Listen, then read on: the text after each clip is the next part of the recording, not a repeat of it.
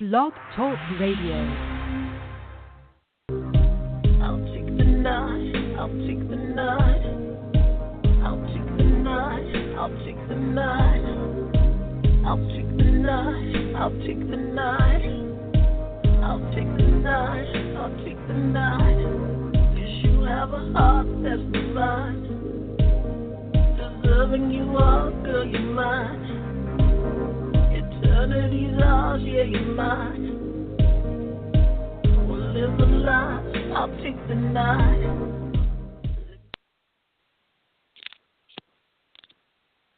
Welcome to Take the Night, and I'm your host, Boyd, with co-hosts Angelica Martinez and Deshawn. Give us a second while I find all my co-hosts. Hello. Angelica, is that you? Yes, it's me. I got you? Yeah. Cool. You should have seen me over here trying to figure out how to set this up because I called in early and it booted me out because I was just going to wait it out for 5 minutes and then it booted me out and it just said, thank you, bye-bye. It didn't even give me an option or warn me. So, it's funny because sure when you said co-host, it said, I heard this little guy say, unmute. Like, okay, I guess I'm unmuted now. I can talk. Yeah, you're in there. I don't know where D is. I was hitting him up, but he'll contact me, and if I don't hear from him, then I think I have somebody that's going to come in and talk in his stead. So, okay. Yeah. So, Take the Night, for those that don't know, it started out as a song of mine, and then it transitioned into, like, me writing little things that I was thinking and whatnot that I just wanted to share. And I wanted to bring Angelica on because she's a person that has been interacting with me for a while, and she's very impressive. She's very skilled with Organite and all kinds of other things. She writes up these real cool write-ups called Goddess Guidance. So when Dee contacted me about doing a radio show again, when I had brought it to his attention and thought of doing it, she was like the perfect person in mind for doing it. I was like, I have to get Angelica on here, and I was just hoping she would do it. And she said yes. So thank you, Angelica. I appreciate you. Yes. You are valued. And this is all new to me. I've not been a part of a radio, I guess, hosting thing, although I've participated in other sessions. I am part of the Master Vibe group session, and we do have those. So I've participated in those, but this is my first experience actually, co-hosting. So I'm excited and I'm honored that, you reached out.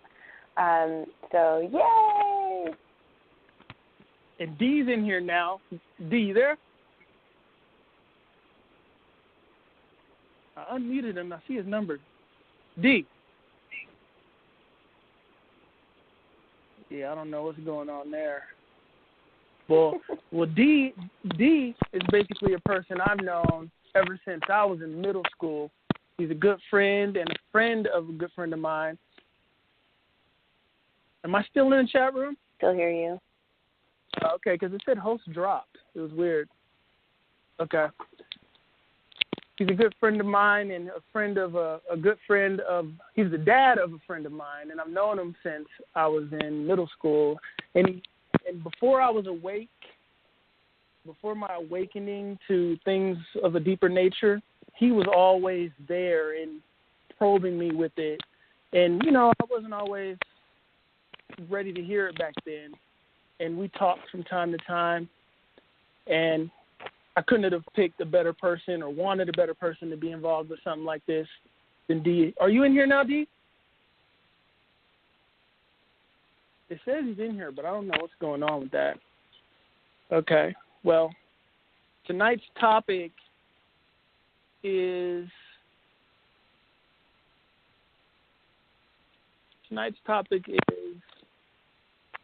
find Create yourself versus create yourself, or vice versa. And my thoughts on that is, when I look at expressions with myself, they're like algorithms, and sometimes, you know, I try to refine them. And when I look at Find Yourself, I feel like some people who are still like looking outside themselves all the time can solely just look to templates that already exist. Like a kid, for instance, you tell a kid to find himself, what is the kid going to do, Angelica? It's going to do exactly what you said, right? Which is try to find themselves. Where is it going to look? It's going to look outside of itself, unless the kid is already on a level that some adults don't get to. You know what I mean?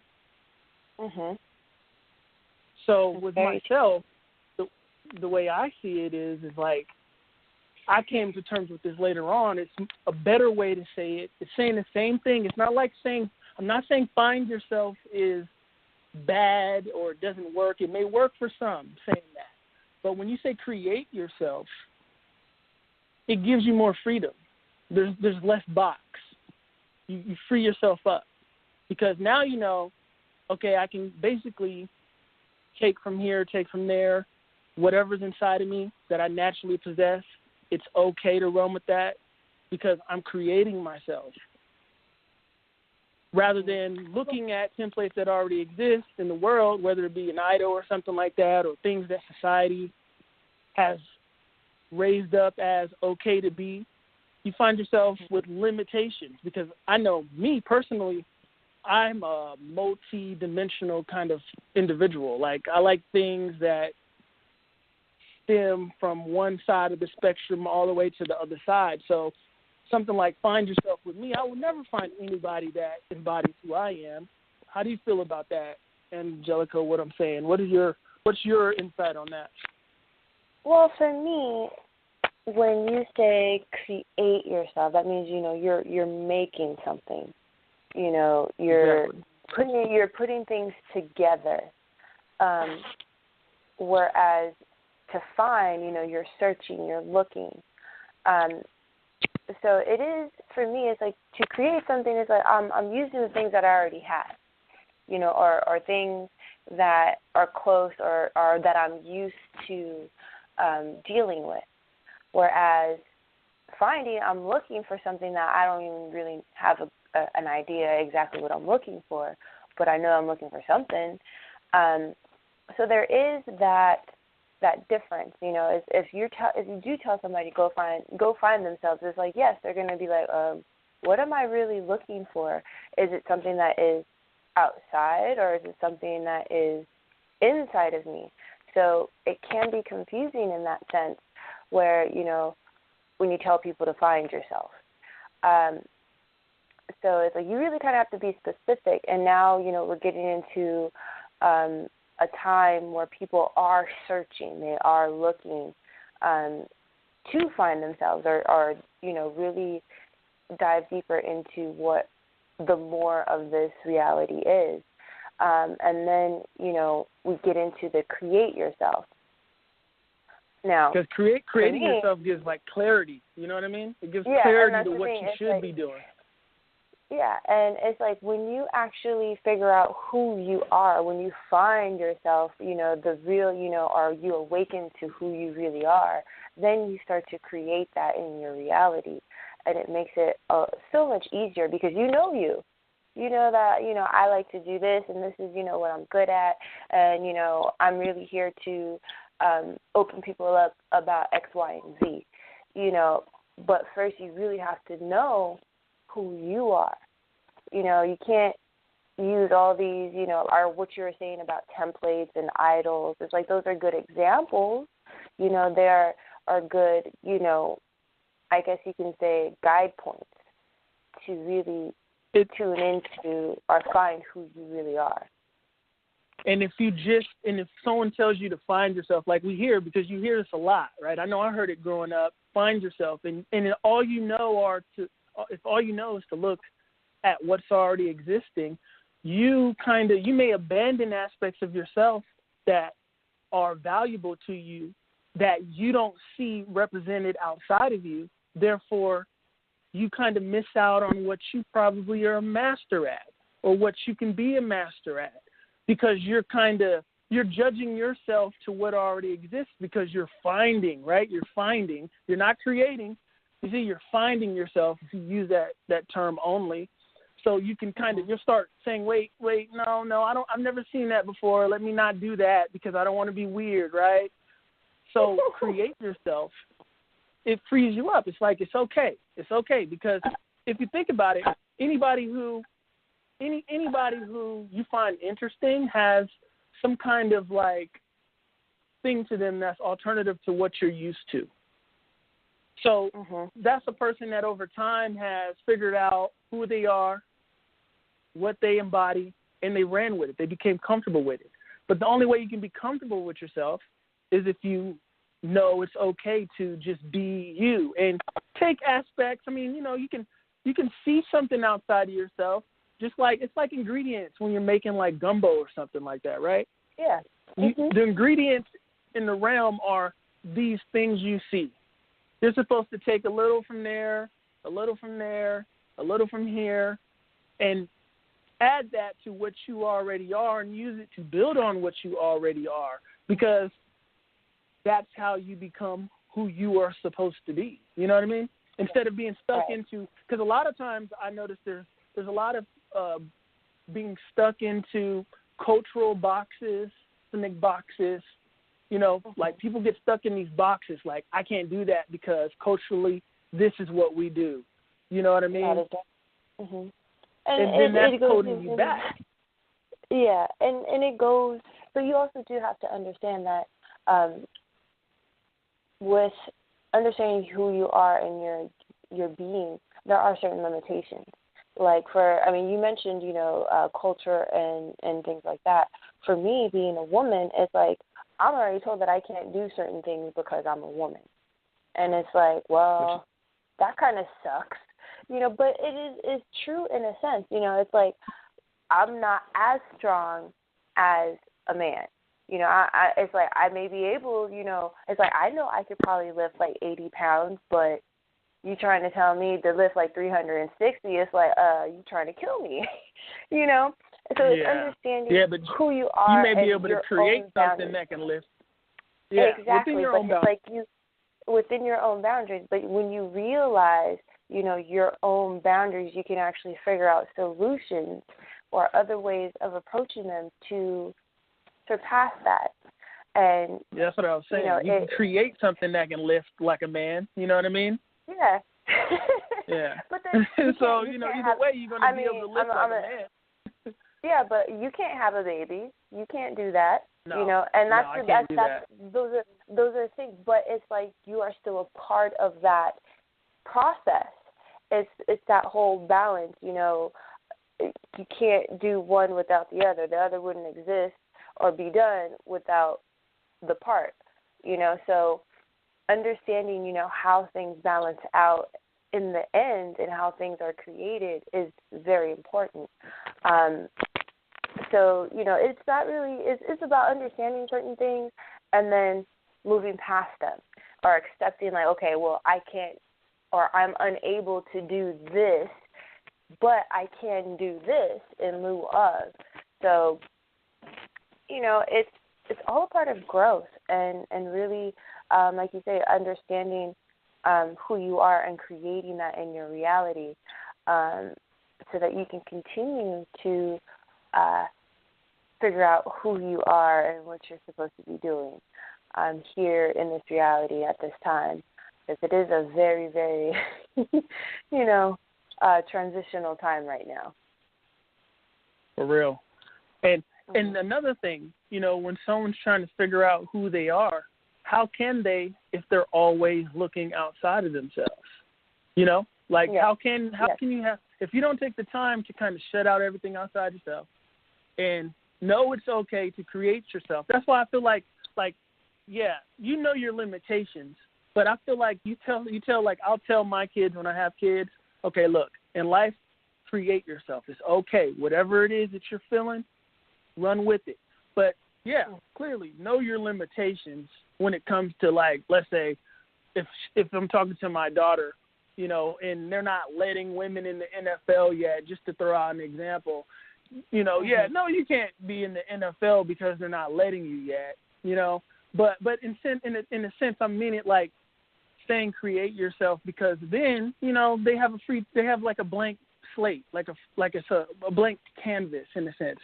So instead of just saying to someone, I feel like a lot of times when we're told to find ourselves, some people, because we're in a visual reality, we have all these visual triggers from youth. We're visual, so we're always looking outside ourselves, especially today with the phones and stuff like that. We're always looking at somebody else who's created themselves rather than figuring out who we are. And a lot of times, like, I have friends who do music, and they'll call me up and they'll say, I'm just stuck because I see this person, how they do it. And I'm like, look, man, that's how they do it. You know, that's how they do it. Do it the way you do it and grow within that, you know. Create how you do it. Create yourself. Yeah, I totally agree. I mean, people are, have been told for a very long time, like, in order to succeed, you have to do A, B, and C. And, it's only evolved in a sense where everything, now because of technology is so, like, fast. People and things change, trends change all the time. So it's like you have to, in order to be successful, you have to have this many followers or this many people, doing this, or you have to have this many hits on your page. It's like all these things are just, checkpoints that tell you you're successful. But it's like that's not true. It's like when you really are, in tune with who you are and you love what you do, you already know you're good. No matter what you do, you're successful. And, when you get to that point, you understand that only you can do what you do. Nobody else does it how you do it. I mean, I've always told myself that nobody can do the same thing that I do, regardless of if it's, a spreadsheet or typing an email. It's like the energy and the focus and what I put into it is unique to me.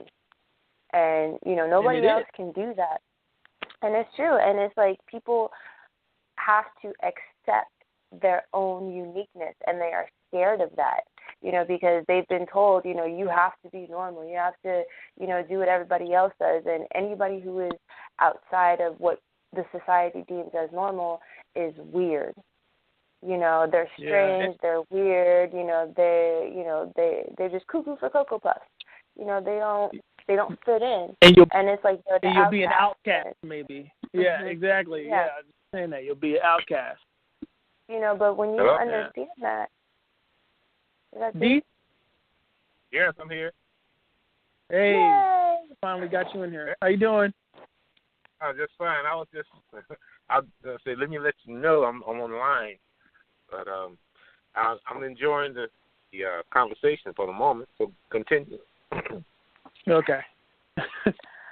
What I was saying is that, when you get to that point where you accept your own uniqueness and who you are, nobody can compete with you. And that scares people. And that scares people because it's like they look at you it's like, why are you so, confident? Why do you think you are that? Because I am. I'm me. Nobody else is me. Nobody else has come to this reality, with this particular energy, signature, and vibration. Only I have it. So exactly. Why and you know what? You know what society does too? Like they tend to attack people who display confidence. So that aren't yet confident in themselves get scared of displaying confidence in themselves, which means they start to feel like impotent in a sense.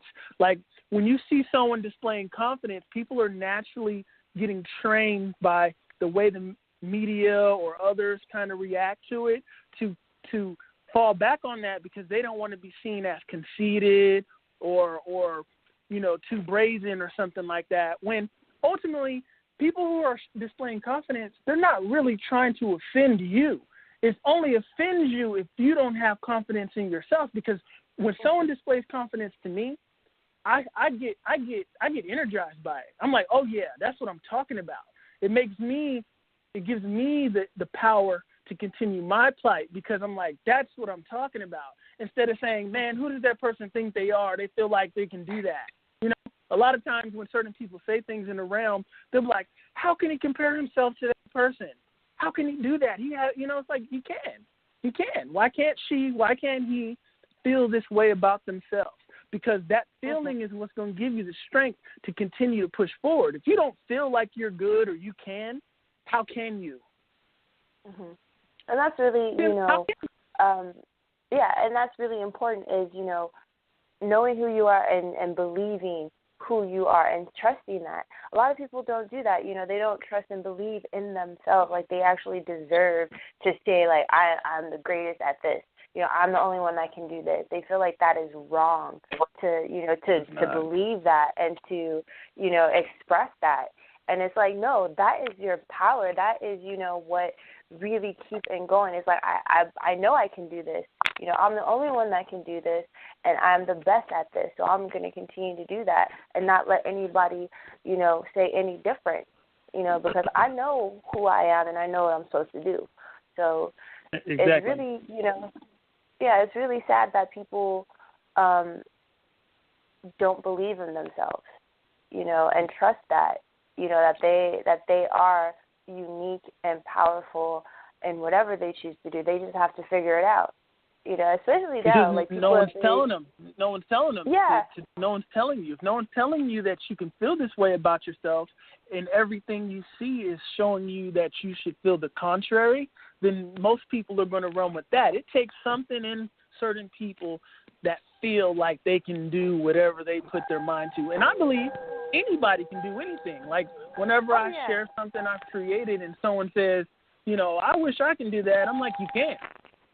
Right. It's very true. And it's like, but you also have to understand, like, we're in a society where everybody is used to being told what to do. Exactly. They're used to people holding their hands and like, okay, you got to go here and read this book, or you got to go here and take this class, and then you'll be able to do it. It's like, nah, if you really, really want to do it, you'll do it. You don't need anything else to tell you or do anything. Just go with it. Trust in that. Run with it. And, I've told people, like, that have approached me, teach you what? What do you want me to teach you? Oh, teach me about, how to continually stay, high vibrate on a high vibe. I was like, dude, you have to learn what works for you. Yeah. And it's all someone else can do is just give you like the like a push forward, and give you their methods, but it's no wrong or right way. Basically, is what you're saying to someone that's listening. Exactly, and that scares people because it's like, well, what if I fail? It's like, well, then you learn. And that's the thing. People are so scared to fail or trial and error. And it's like, well, you have to understand. You're gonna, when you first started to learn how to walk, you fell. As a child, as a baby, as an infant, you fell multiple times until you actually figured out, the rhythm and, the strength of your own legs. And, people always want to seek, a teacher, teach me this, teach me that. And it's like, you know what? We are just guides. We are naturally here to remind you of the things that, you already have inside of you. It's like I'm always learning. I don't ever want to stop learning. And, I share what I can and what I've experienced with people in hopes that they gain something from it. They gain, some knowledge, from my own faults, the times that I've fallen. It's like, this is what I went through, and, if you're experiencing this, maybe you should try something different, or, maybe you should avoid this or go this way. But, I'm not telling you specifically, this is what you have to do. It is an option. It's ultimately up to you to decide what direction you go, what you want to try. But the whole point is you just have to try and not be afraid, to fail or, you know, to make mistakes. You know, people are so scared of that. It's like, man, how else are you going to learn? How else are you going to get better at anything? Hey, you know what makes it worse?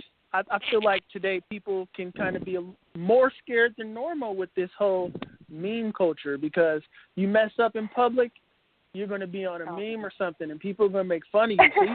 Just imagine, just imagine how many talented kids are shutting down what they're supposed to do because they might end up on a meme if they mess up. And, you know, people think it's cool, you know, but if you look at it that way, you'll see that we're probably going to miss a lot of talented people that have come through the realm because they've been scared, you know, and once you fall back and you don't step forward again, you kind of get buried under that fear. So you have to have someone like really pushing you with them, and a group that's going to support you and give you the strength to say, okay, it's okay to try. I'm going to support you. I'm going to be there for you, you know? Yeah. And to touch on what you were saying about that whole thing about not being people are always looking for a yogi or a teacher or something like that. One of my expressions I say to Sarah all the time is I say, stay away from groups that don't turn around people that leave feeling like they're ready to do it on their own.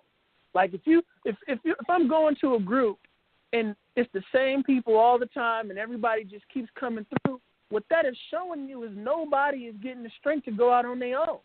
But if you're going to a place where people are leaving and going off and doing things and they're feeling like they got something from that group, then that's a group that's actually giving people the strength they need, the foundation they need to have the confidence to believe in themselves and push forward. But if it's just like, we're going to meet here every day and talk, but yet nobody leaves, nobody's going and doing anything, that seems a little bit more like, follow me, y'all. Just come here and listen to me every day, you know, and I'm not going to say any particulars because I'm not trying to put any particular place or thing or group on Front Street, but just the template of what I'm saying. If you look around, you'll be able to see where that lies. You know what I mean? Mhm.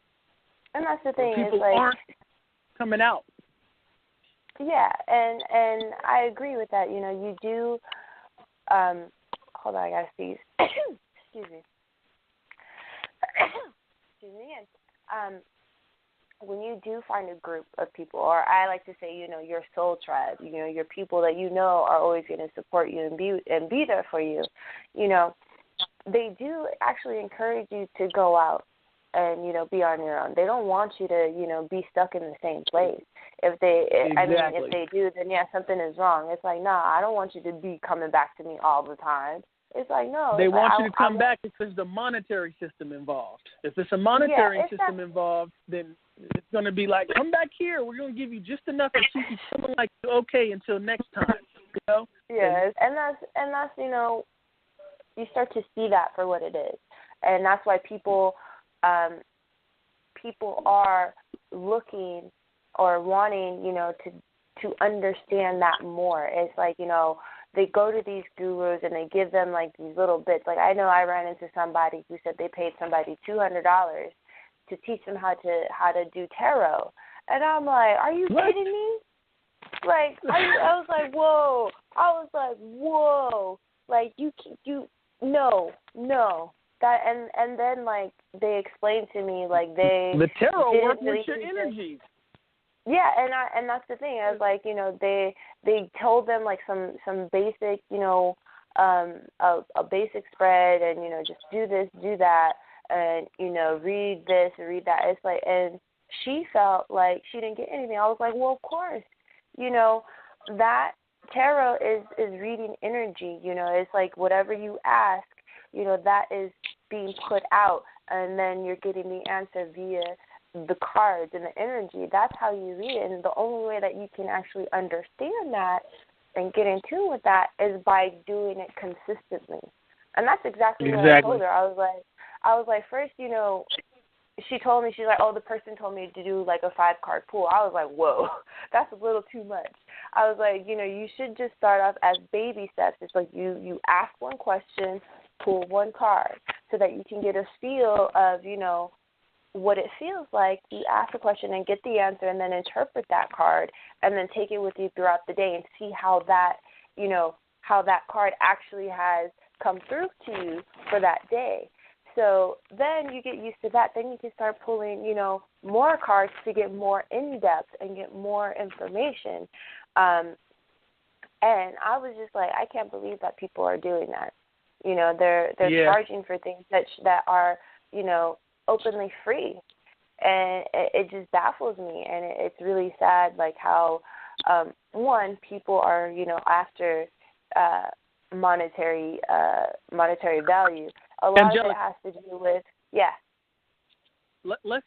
I don't want to cut you off, but eventually let's let D get in on this, so he's not just sitting there. Yeah, I was wondering what he was like. Is he gonna talk? Or is he just gonna listen? No. I told him. I said Angelica can get on the stream of consciousness where she can go just like me. That's why I like talking to her, because it can go, it flows. And boy, you were right. It can go. I told you. She tuned in for real. It's not a game. But the good part, the excellent part about it, is going in the right direction. Exactly. And just chiming in on you guys speaking about tarot and other divination systems. It's all about energy. And for some reason, most people think just as you. I have to reflect back on the earlier part of the conversation, and how so many people think that their power is outside of them rather than looking within and being able to relate what's within them to the external. Because the external gives us messages, but we have to be tuned in within ourselves in order to really absorb or understand those messages. So it's like so many people have to chime back in that just looking outside of yourself is a no-no if you really want to elevate your spirituality, understanding your own life, so you can be the best person you can be. Mm-hmm. Exactly. Very true. And all of the arts are also systems too of creation that work just like the tarot to somebody. So when someone comes to me and says, how do you write songs or how do you write stories? I'm like, look, you just have to write what you feel, because when it comes to some kind of system of creation that you're going to work with, it's going to be specific to your energy template. So I can't tell you how to do something. I can give you a format, but when it comes to writing the song or writing the story or creating something visual, it's all going to rely on what comes out of you. You're literally channeling what you are letting out of yourself. Now, where it's coming from, we can get into that later in later shows. Those are shows, that's a show in itself. But you're basically a vessel for something to just come through you and out. And I learned that, it took me a minute to learn that when I realized, wait a minute, am I writing these songs? Or am I just regurgitating something coming through me or something like that? Or am I just like letting it out, But, this all starts with you. Yes, no doubt. Yeah. It's just like with children. I don't know. I know, boy, you don't have a child yet, but Angelica, do you have children? Not yet. Okay. I have dogs. So furry kids. Yeah, she got fur kids. Yeah. That's but one thing I try to share with people when I realized that just like your inner self, your inner self is your real power. So many people get it misconstrued in regards to children and how children D, you're don't breaking come. up a little bit. Can you hear me now? Breaking up a little bit, D. What about now? Okay. Yeah, we hear you. Okay, I was relating that children don't come from the parents; they come through the parents. Exactly. And that ties into the whole scenario in regards to people just assuming that their journey is specific for them. But it's all tied in, but yet it's individualized. And to build on that, what he's saying is basically the children, the spirit chooses the parents as the gateways to come into the physical realm. And all you're really doing is making the vessel with the genetic marker. But, they don't tell you that either. So, a lot of times people will have kids and then they're like, I'm supposed to control this kid, because they don't realize that the kid just chose you to come through and play in the physical realm. That's it. And you're supposed to protect it as it grows and develops in this realm, not, well, yeah, that's another show in itself. But go ahead, somebody. That is another show. But what I did want to comment on is what Dee said in regards to, what was it? See, now we started talking about, gateways and stuff. It's like, okay, I want to get into that, but not really. But just, how we are individuals. We do have our own inner light. And, not seeking something outside of yourself, isn't really the thing to do. But when you understand that things are brought to you as signs, and to be aware of that, you start to pay attention to different things. Like today, or not even today, but yesterday, I was here with my cousin, and we're outside and we saw fireflies.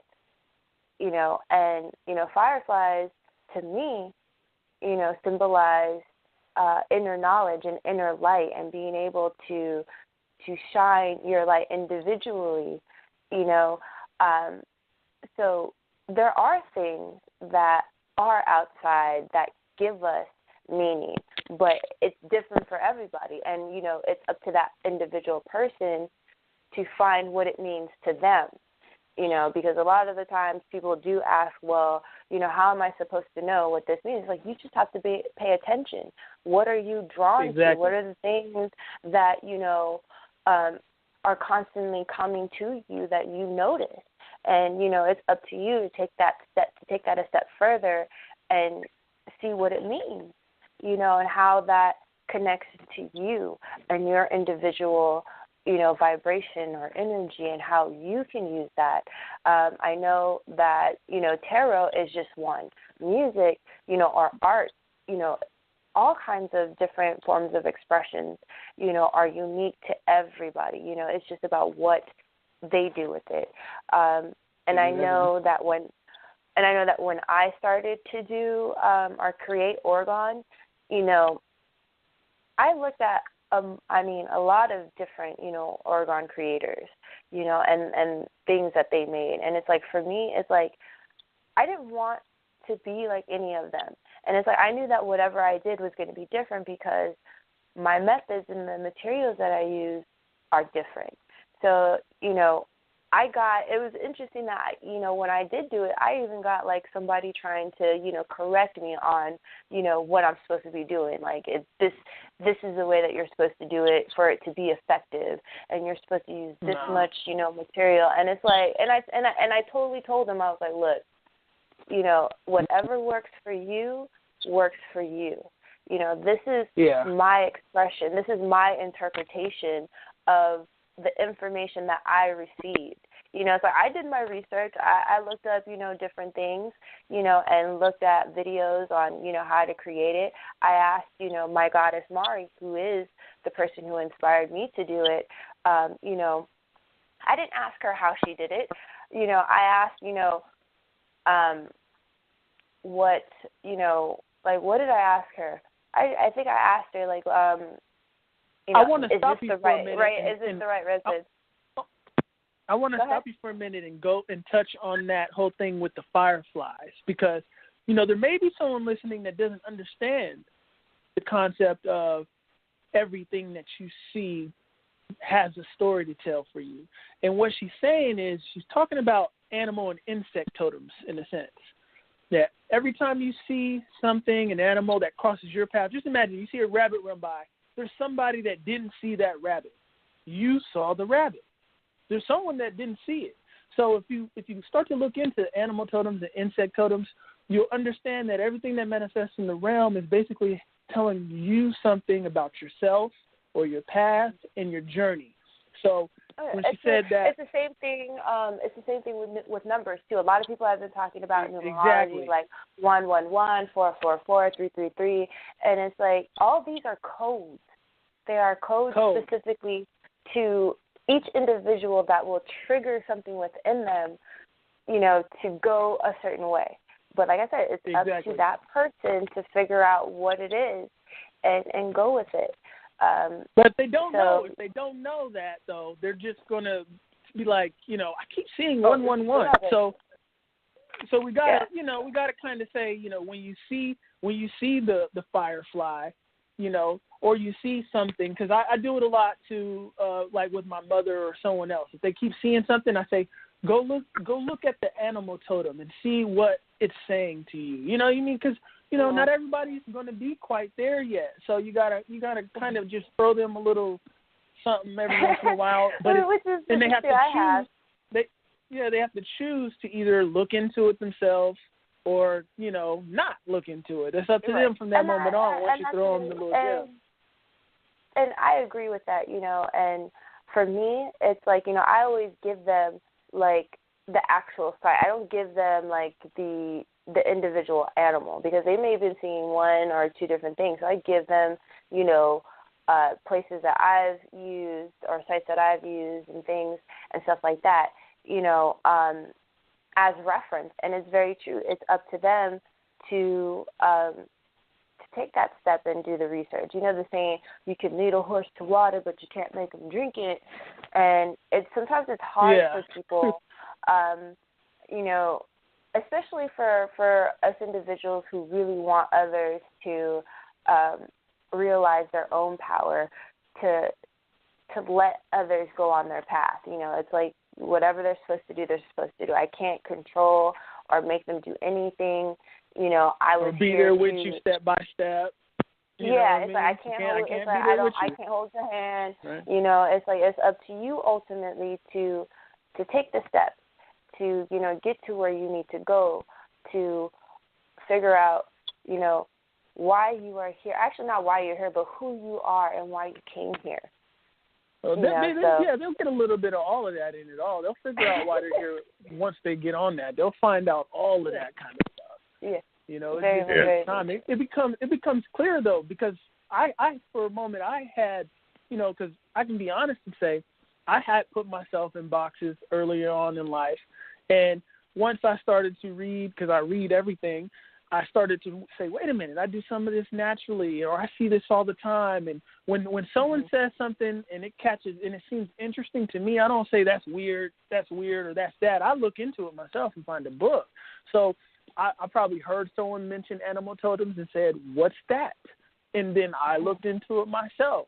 And I'm a little crazy with it. I'll stay up all night and looking at stuff for weeks and months at a time. But, that's how I function. That's how I learn things, too. Like, if I want to learn something, I just go crazy into it. You know what I mean? And this is the essence of it, though. You work on yourself internally. Everything you do, everything you make starts to have layers of meaning, which makes it stronger. You know what I mean? So, like, someone to say, I want to do this better. Read a book on something that has nothing to do with it. Read philosophy. If you're writing stories and you've gotten in philosophy, your dialogue will be better. Get into mythology. Learn. You read in mythology and you want to write a story. You want to write a song. That mythology is going to give you more depth to your song, more depth to your story. How to tell a story.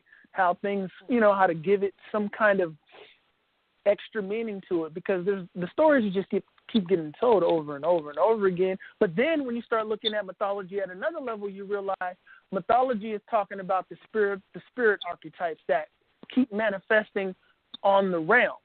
So when you get into like pantheons, you realize that the pantheons are nothing but individual spirits that keep manifesting on the realm. Archetypes, right? And it's just like the systems of angels, archangels, and if people are in the Santeria, you know what I mean? And the people into anything like, what is it?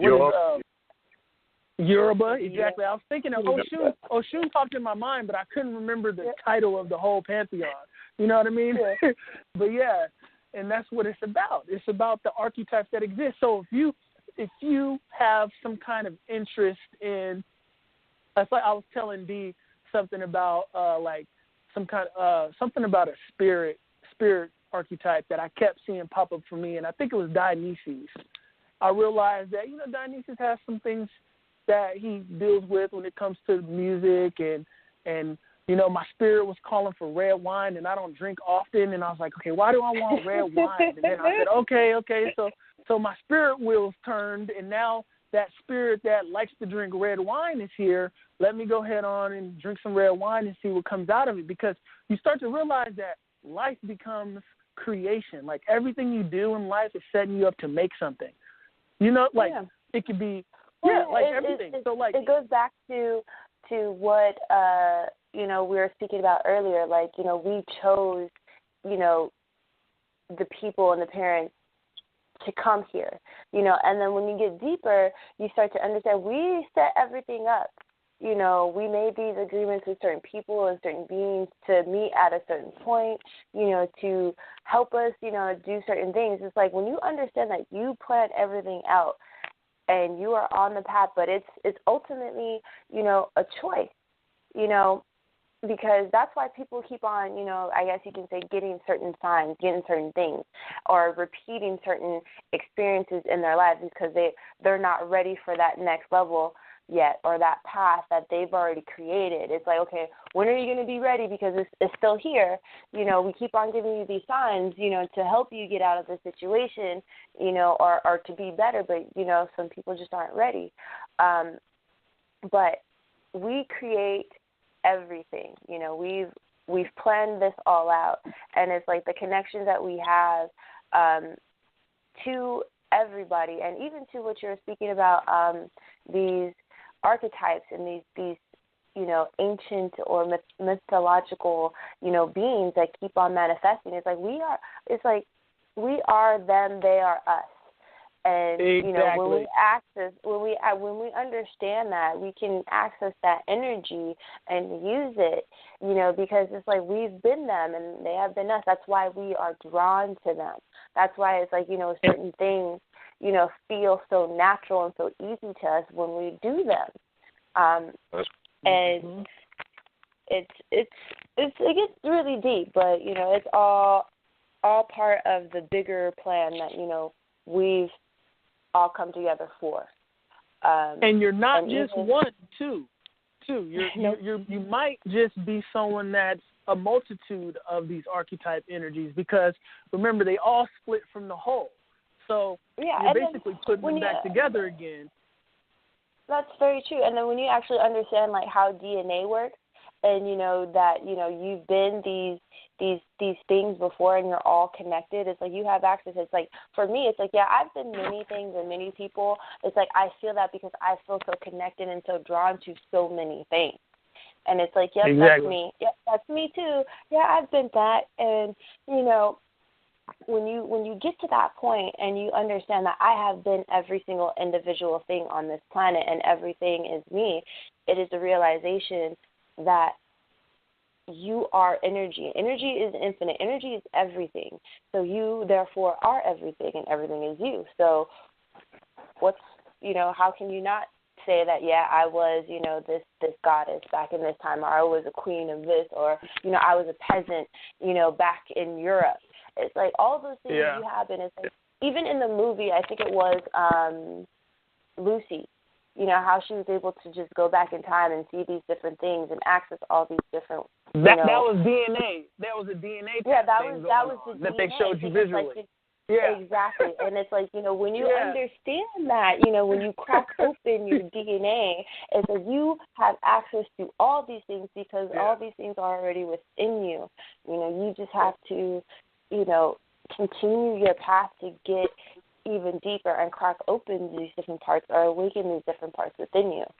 I want to stop there for a moment because I like the fact that you brought that in there because that was smooth, and that's something a lot of people don't understand. When you're getting visuals in some movies, it's not it's not necessarily showing you something that's a visual actuality.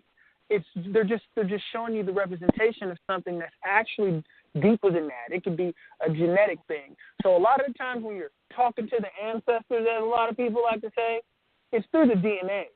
And your connection to them is through the DNA. So, yeah, you can be like some people that do the whole, they communicate with spirits. But a lot of times, a lot of times I get mine are through dreams. Like I have real vivid dreams, and I remember every dream I have. And that dream connection comes by way of DNA. So if we were something else in another time, it's because, and you have a dream about it, it's because that aspect of your DNA is now coming to the surface, basically. And on top of that, everything we do is to wake up aspects of the DNA, which something you and I were talking about the other day briefly, Angelica. I think you brought up something about altars, or it might have been D. I'm not sure. It was one of you guys. And the altar is basically put there. It was ZD? Yes, me. It was me. Yeah, the altar is there to talk to your DNA and your subconscious mind, the aspects of you that are asleep, to awake it and to kind of put you back in that state. Because I see the altar is basically a result of our fall. Because a lot of that is to remind us how to communicate with things, use our imagination. Because a lot of us have fallen from imagination. Imagination isn't as common, I believe, isn't as common today as it's been in the past. I feel like imagination is probably becoming very lost. Because how can you, if you have your imagination working, you're not so fascinated with everything outside of you. You're making something. You're dealing with yourself.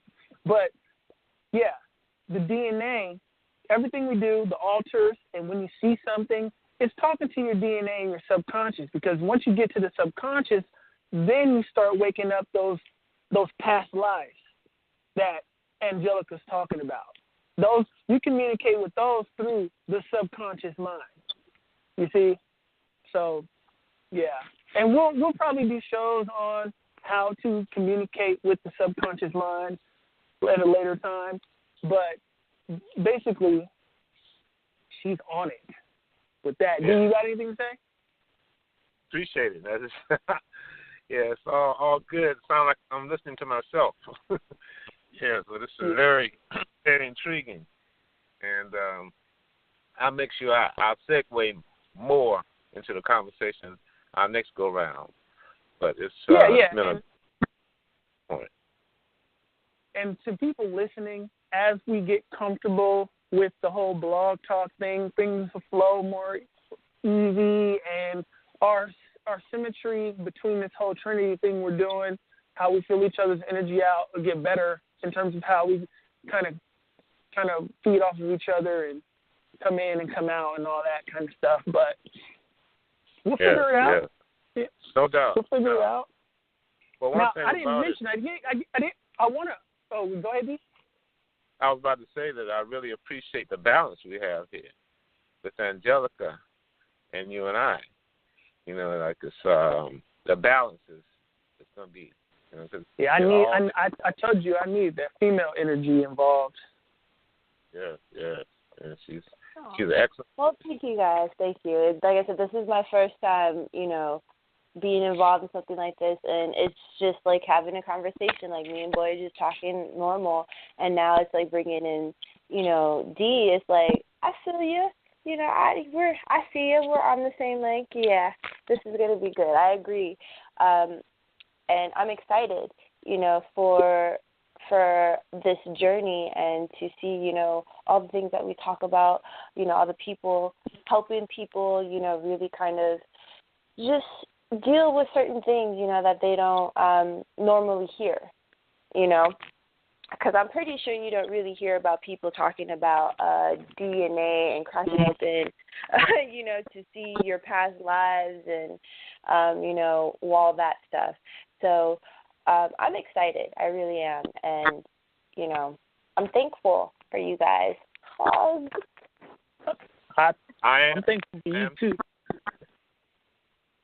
Indeed. Yo, true story. I woke up the other day, you guys, and I said, Sarah, I had this dream. I used to be a crystal.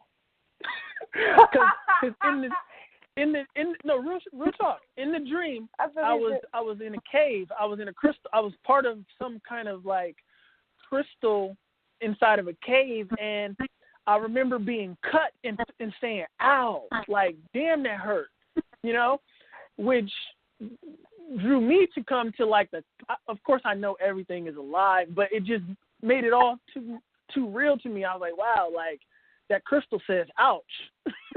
You know, like the crystal's even saying ouch, you know? So imagine what the planet's saying.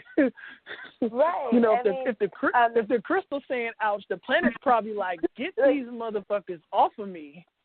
Yeah, like it takes me back to, I don't know if you've ever seen the movie called like Ferngully, where basically it's dealing with fairies, like forest fairies, and this human gets shrunk down to fairy size.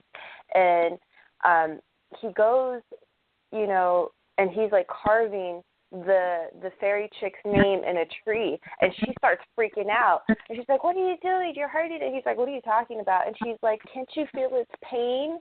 And it's like, it's like when you understand there are different levels of, you know, understanding, you know, and pain. It's like we don't know what a tree feels like, you know, because like, actually I think I know I do, because I love trees, and I know I was a tree before, you know. So it's like when it's like when you cut yourself or when you do that, it hurts. So why wouldn't it hurt a tree just because it doesn't have a mouth to express it, but it ends up dying? That part that you cut or that you hurt, something happens to it. So it's like, of course it feels something on some level. You're just not on that level to understand it. And it's the same thing with animals too. Like, people think that animals don't have feelings, you know, they don't do this. It's like, man, I love my dogs as if they're, you know, my kids. I mean, they crack me up all the time.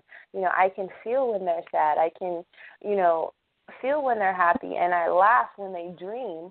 Like, what are they dreaming about? You know, to the point where their whole body is moving. They're making these facial expressions. It's like, what are you dreaming? So it's like these things and these beings. Actually, this whole planet is a living entity, and you know, to tap into that feeling, you know, of what is going on. And yes, it is very painful. You know, we're going through a huge transformation, and that can be very destructive. Whose phone is cutting up like that? Is that your phone, D? It keeps like cutting up a little bit. Maybe I got my phone on, so I might have been moving it, but I'll keep it still. Yeah. All right. How about this? Like, when we're not talking, we should probably have it on mute, so that way, like, feedback doesn't come through. Good point. Yeah. So we'll learn. Yeah. Continue. Yeah. We're gonna have some very. What'd you say? What I see right now, we're gonna have some very deep and hopefully enlightening conversations for the listeners. And yeah, I see the time. And I'm gonna keep stopping you. Angelica, too, so we can kind of build on some points when you throw out a gem. You know what I mean? But I'm sorry, D. Go. Yeah. No, that's all good. It's all good. Yeah, that's all we need. Just recognize that the Angelica, not cut off, sorry, but make sure that we mesh our energies together so that we can all be heard. Right. What I'm actually interested in is when Boyd mentioned altars and that he spoke to you about that. Like, yeah. How, you know, and how that connects subconsciously. Like, how, you know, in your mind does that, you know, because I'm interested because I know I have my own altar, and everybody has their own way of doing things, you know. So for me, I'm very natural with it. I don't go with the specific thing. I just, you know, put things where I feel they should go.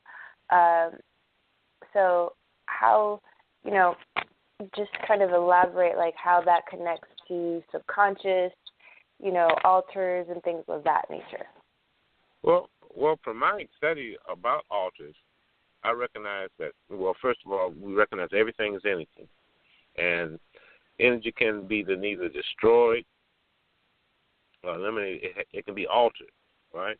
So the various aspects that you put on the altar, from my experience, should be something that you feel first.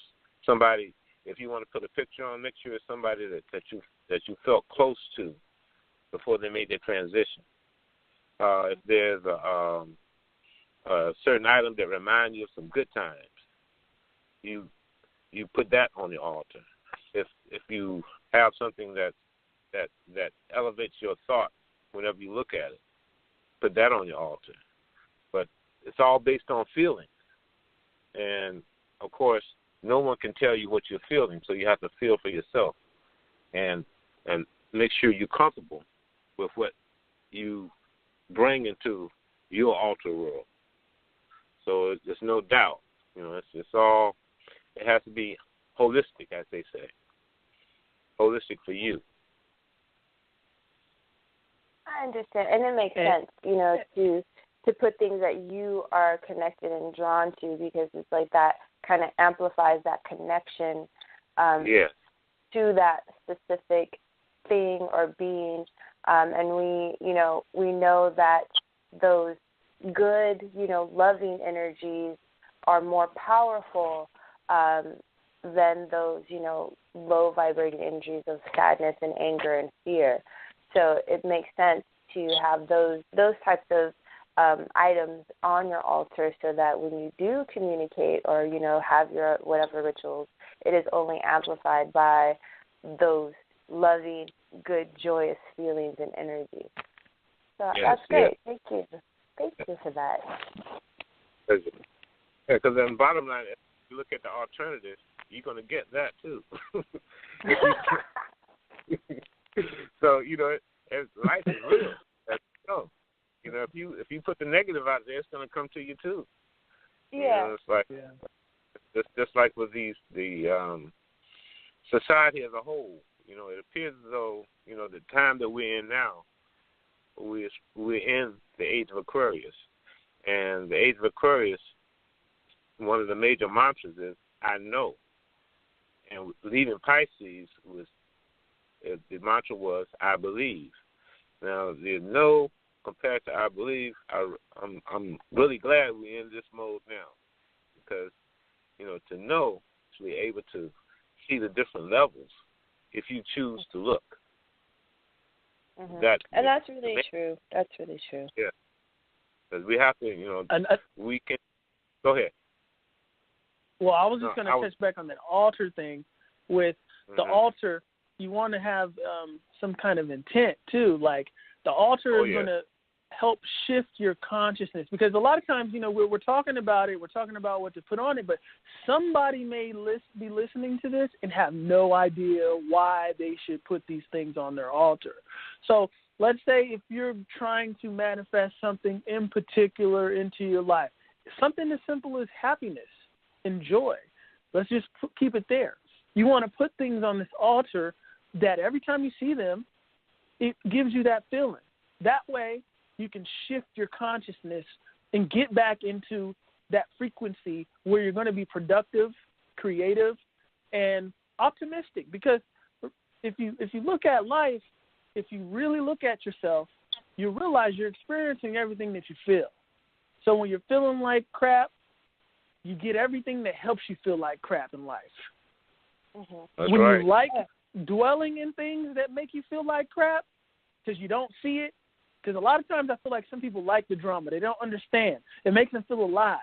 But it brings something to some people to a certain extent, because there's some people I feel who actually do some kind of magic with the drama, and it gives them certain benefits, but they end up in the down more than they end up in the plus area. You know what I mean? But ultimately, the altar is going to be put there in your space for you to interact with it when you get home, especially at all times. When you wake up, you want to interact with it. You want to put things there that shift your consciousness, things that you want to put into your auric field, per se. Like if you're trying to become more creative and expansive, you want to put things on there that represent that, to always remind you of that. And that's what you're doing. Because even if it's just sitting there and you walk by it, aspects of yourself always are interacting with things in your space. You have many consciousness levels. So, like, even if your main consciousness isn't focusing on your altar, an aspect of you is still dealing with it.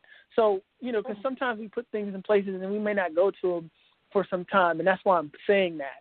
But ultimately, the altar is going to be put there, and you want to put things on it that you want to interact with to help shift your consciousness. If there was someone in you with some kind of great wisdom or skill with something, that's an ancestor that's passed away, then you can put that picture on that altar to try to wake up that aspect in yourself so you can use that energy to build in your personal life.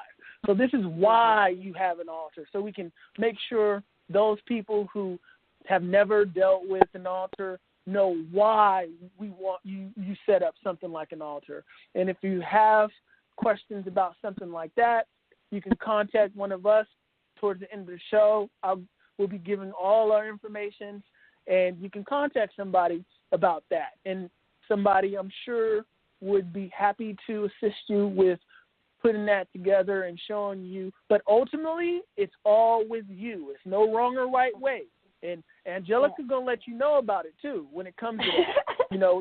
It's about you. It's about what you want to put on there. It's a creative experience. Life is a creative experience.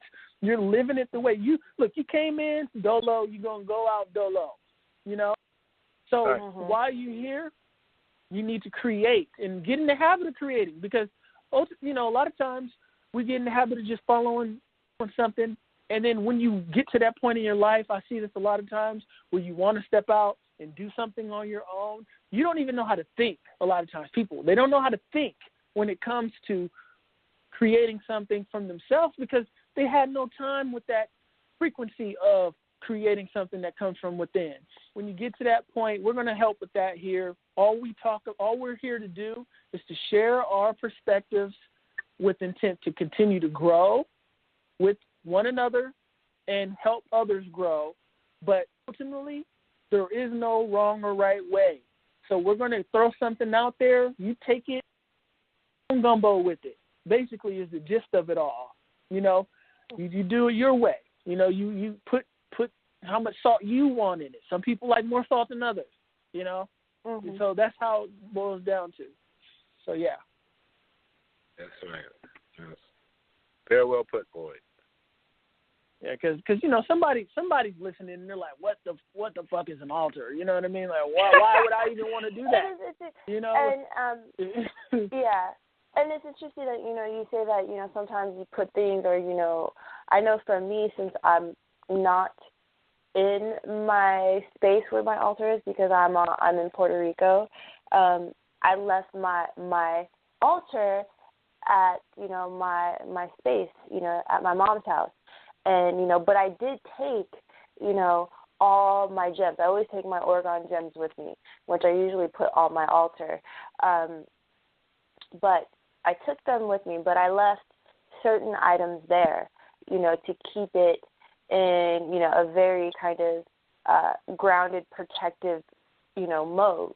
So it's very much, all kinds of, just stones that I have, that I've always kept with me. I wanted to have that there, so that way that space is, always in protection. I always have access to it no matter where I go, but it is still there. And, not only that, the fact that my mom is there, she will still see it, and it will give her a sense of my energy being there. I mean, even before I left, I asked her, did you want me to kind of clean up my space a little bit? Because I know that when I create, I make a mess and things go everywhere. It's a chaotic, area. So I asked her, before I came out here, did you want me to clean it up, or, do I leave? She's like, no, leave it, because then, every time I look over, it'll be like you're still here. And that's, that's kind of like the feeling, you know, you want to get with your altar. It's like when you look at it, you want to know that, you know, that specific intent is there, that you get that feeling of, you know, connection or, you know, amplification or, you know, just that whatever it is, that intent is there. Even now, like I have all my orgone and my gems and some of the stones that I brought with me set up, you know, in a certain way where it's like this is my little traveling altar. You know, this is what I take with me, you know, because they also carry the energy of the original altar with, because they were there with it. You know, they were there during the rituals. I used them, you know, I used their energy during, you know, certain rituals and setting certain intentions. So it is still with me. That connection is there, and it's always going to be there. So, you know, altars are very much personal. You know, it is what you said it to be. And I know that I've seen a lot of people give, I guess, instructions. This is how you should set up this altar. This is how your altar should be. And I've even read books on, I think it was like a Yoruba or Yoruba. There you go. I want to get it right. You know, saying that you have to have specific items. You know, you have to have this for your ancestors. You need to have this and that. And it's like, that's good to, you know, have an idea of what those things mean and, you know, what they are for. So that if you feel drawn to using them, you know why it's there. You know why, you know, it's drawn to it. Like, I know for myself, I created a shot glass out of orgone. And sometimes, you know, I put some of my mom's wine in there, you know, for the spirits or for my ancestors, because I know that in my DNA and in my roots, in my ancestry, you know, we have used, you know, spirit or liquor or alcohol, you know, in certain ceremonies, you know, to reach certain states of consciousness. So it's like I give that to them, you know, as an honor. You know, it's like, you know, thank you for the past that you have done and the energy you have given, and here's something for you. Like, here, take a drink, take a shot. Go ahead. Enjoy. And Angelica, you know? they don't call the liquor store in some areas the spirit store for no reason. You know what I mean? Exactly. You know, people even put that together. Like, why is it called spirits? Because, you know, some people, the spirits work with them when they open up when they put alcohol in their system, and that's how you can see a lot of, you know, some people get angry. Some angry spirits come in them when they're on alcohol. Some people get real happy. Some people get, you know, so, and then the spirits dwell around bars and places that sell alcohol. So that's why sometimes those places can be a little crazy, because, you know, that's what's going on there. But that's another discussion in itself. But, yes, indeed. Yeah. Just when you open up the spirit conversation, that opened up another thought in my mind in regards to realizing that your portal, your altar can be a portal to other dimensions. You know, recognizing that, you know, what we see on the physical is not the real. You know, it's only a small portion of what's actually real. But the majority of of life itself is not what we see. It's what we don't see. Exactly. So in utilizing the altar, we can take ourselves to other worlds even. You know, it all depends upon your mindset. If you have a limited mind, it's going to be that way. But if you have an unlimited mindset, you can go to other worlds. And that limited aspect he's talking about is your mind state going in. Like, your mind state going into creating anything is the most important thing, because that's your on and off switch. You're either turning off your ability or turning on your abilities by your mindset. So if you go into it doubting yourself, or this isn't going to work, this is stupid, then yeah, it's not going to work for you. You're going to get that, because you're making a mantra for yourself. You're actually speaking that into existence. You know, everything you say, like, comes to you. So you don't think it's going to work. You're writing a code. If I'm going to use computer as a reference, you're writing a code to yourself that's going to make sure it doesn't work. You're going to shut it down. So you're only going to get what your mind makes it. So it's catching on what D said when he said, if you have a closed mind, then it's not going to work. So if you already shut down going into it, then you're going to get exactly what you want. And it's not evidence that it doesn't work. It's just you made sure it didn't work for you. That's it. That's right. Period. No. It's real simple, but it can look complicated. Yeah. It definitely look complicated. But, and like I said, yeah. we're gonna be building on all these concepts in later shows to help guide people the best we can on how to develop some of these things, whether it be, I have figured out for myself personally how to like really work with my dreams to where I'll hear melodies and pull things out of my dreams or conversations out of my dreams and then or symbols out of my dreams and Google them and then they exist in real life. So, later times we'll talk about that. D is great with numerology. Angelica is like the Oregon queen, and I really want her to talk about her. She makes the most beautiful orgonite, and we're really going to do something where we just let her go with talking about the benefits of orgonite, because if anybody's going to be able to tell you, I believe it's her. Because I definitely have my own. In regards to that, it's like I just started. Like for me, it's like you saying that, it's like I'm honored. I'm like, oh, yeah, but I actually would like to bring. I think I spoke to Boyd about my goddess Mari. She's the one who got me inspired to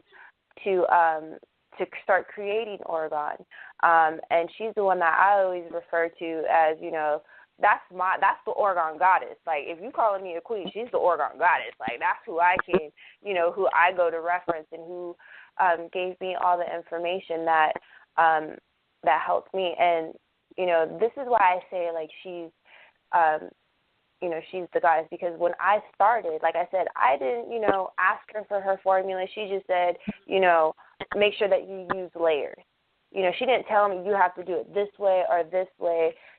She, like I said, she inspired me to take the path and express, through the Oregon, my own energy and my own creation. And so, when you do that, then you realize, who the real kind of like, I don't even want to say teacher, but just mentors and guides, people who are there to remind you of your own power, and what you have inside is unique to you and nobody else. So she has really enlightened me on, the powers of Oregon. So if anybody, it's like I would rather have her come and talk, because if you enjoy hearing what I have to say and where I go, man, you are going to love her, because I love, being involved in her group and, the things that we talk about in that sense.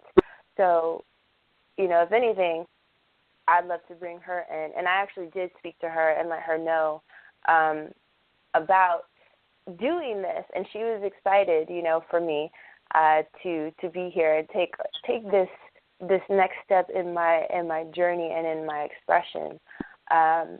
And so not only that, but I think that for me, I have a lot of things that I'm interested in.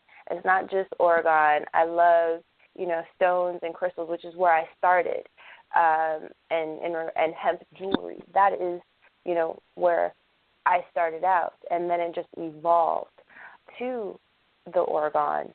And then within that, I also started to do the goddess guidance, and because I've always been into astrology and the stars, and when you understand energy and like how we are affected by these bigger energies in the world, it's not just ours, but it's like everything else outside. It's like you have the sun, you have the moon, you have all this cosmic energy that is going on that is basically hitting us, and it's like, well, how can we use that?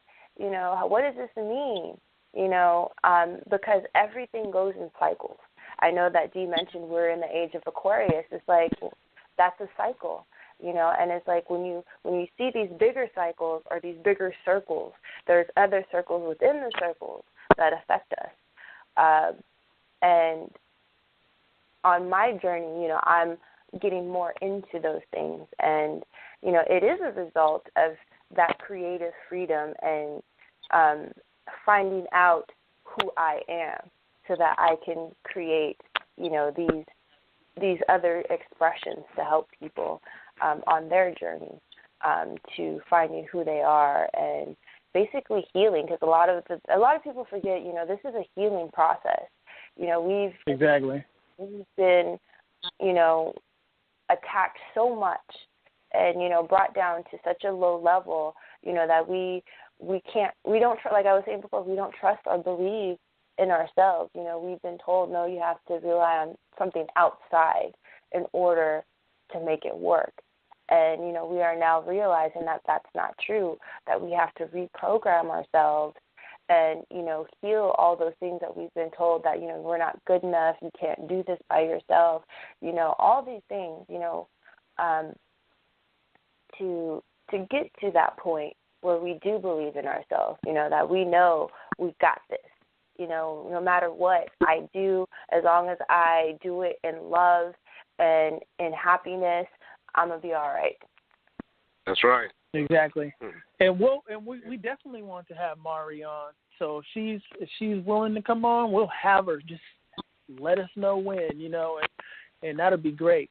In my realm, you are the queen of organized, though, because you know what I mean. Because that shit is great, and I'm sure once I meet her and we talk, she'll be a queen too.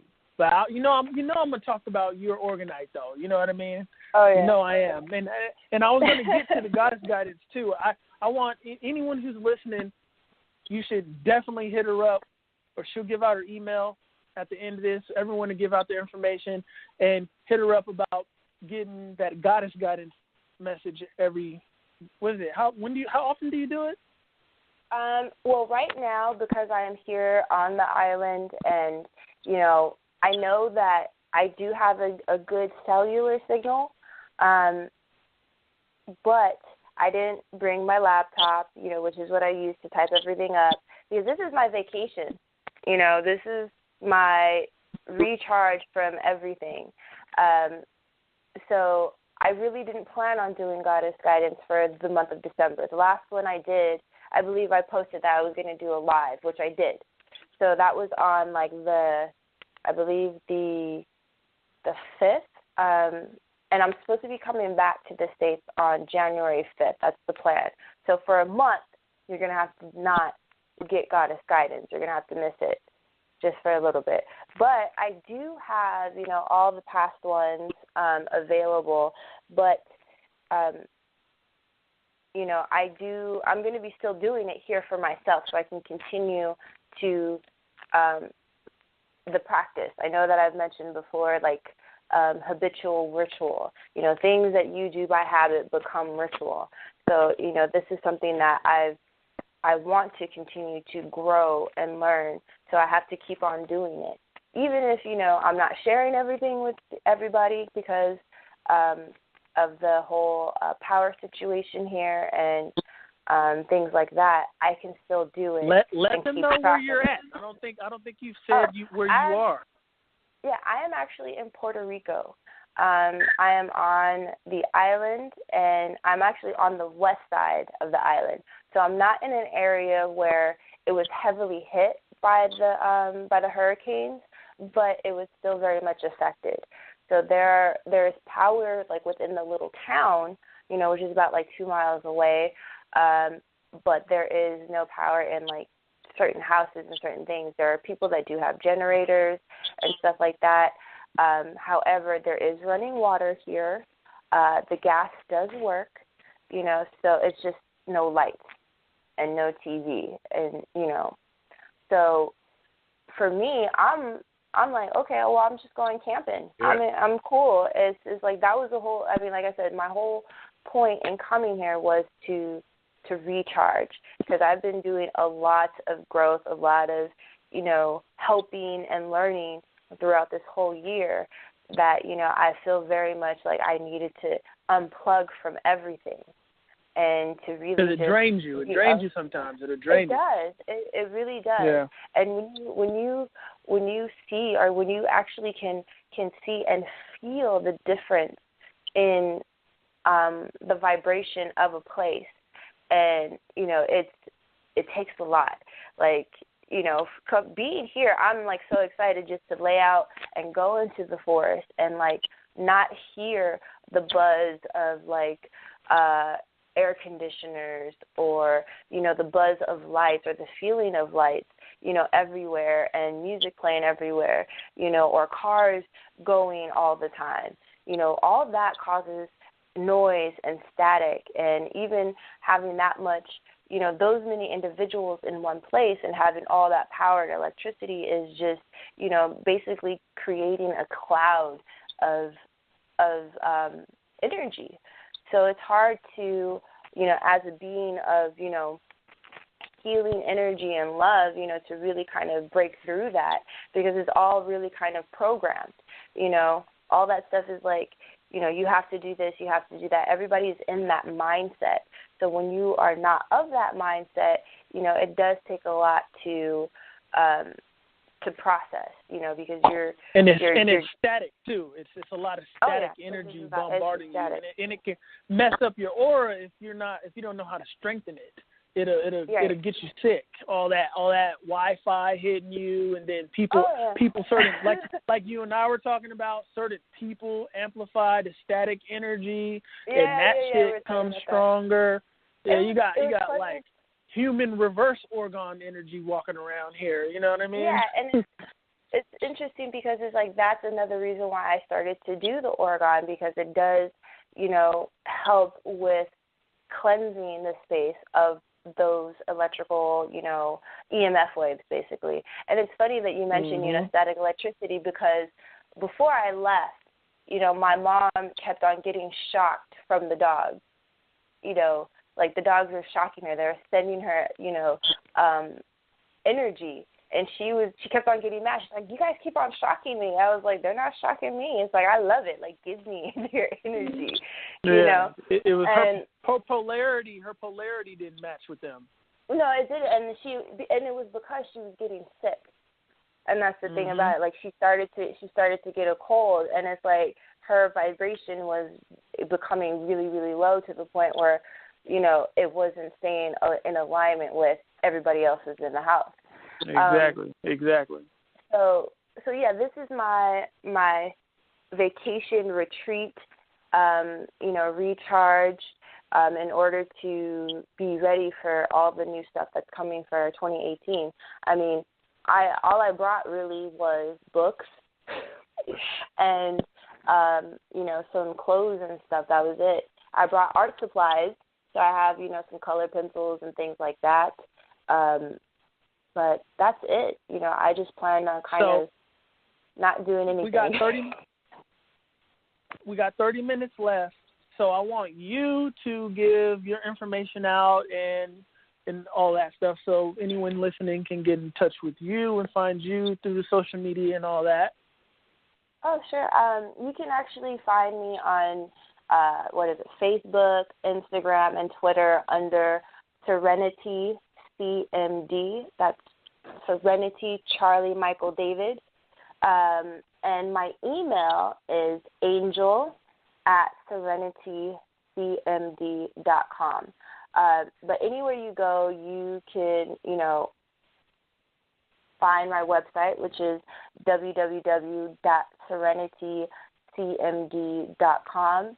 And you can contact me. I mean, all my information is out there. I don't hide it. I want people to get in touch with me and to, reach out. Every time I always say I appreciate it, because it's true. Everybody reaches out to you for a reason. So, okay. That's my information. You can find me. D? D? Yeah. Do you want to give out your information so you can be reached? Yes. My email address will be root to the fruit Solutions. Root to the Fruit Solutions at gmail.com. And, okay. And, well, for now, I'm going to hold off on my telephone number, but what's the one thing I want to bring to the table is that perhaps we can do a certain portion of our show with free readings. I think that would be some help. And since Angelica is to astrology and myself to numerology and cardiology and a little bit of tarot, so we go on and help bring some people to the light, or help them to see the light. Sounds good to me. Mhm. Right. Sounds good to me. We can talk to each other when we're off, in later days, and figure out when we're going to do that, so we can all be synchronized with it. Now the show's email address for anybody that has topics they want to suggest or just questions is takethenightradio@gmail.com. That's takethenightradio@gmail.com. And that's where you can email with any questions or show suggestions. And I actually want to open up the lines to whoever would have a question on here. There's a couple numbers on here. I want to see if anyone has a question, if that's cool with you guys. Yeah. Yeah. All right. So let's see. 404, last four digits is 6719. Do you have a question?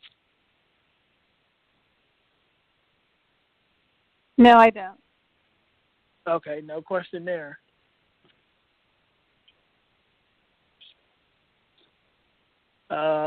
Let's see. 813, last digits 5854. Do you have a question?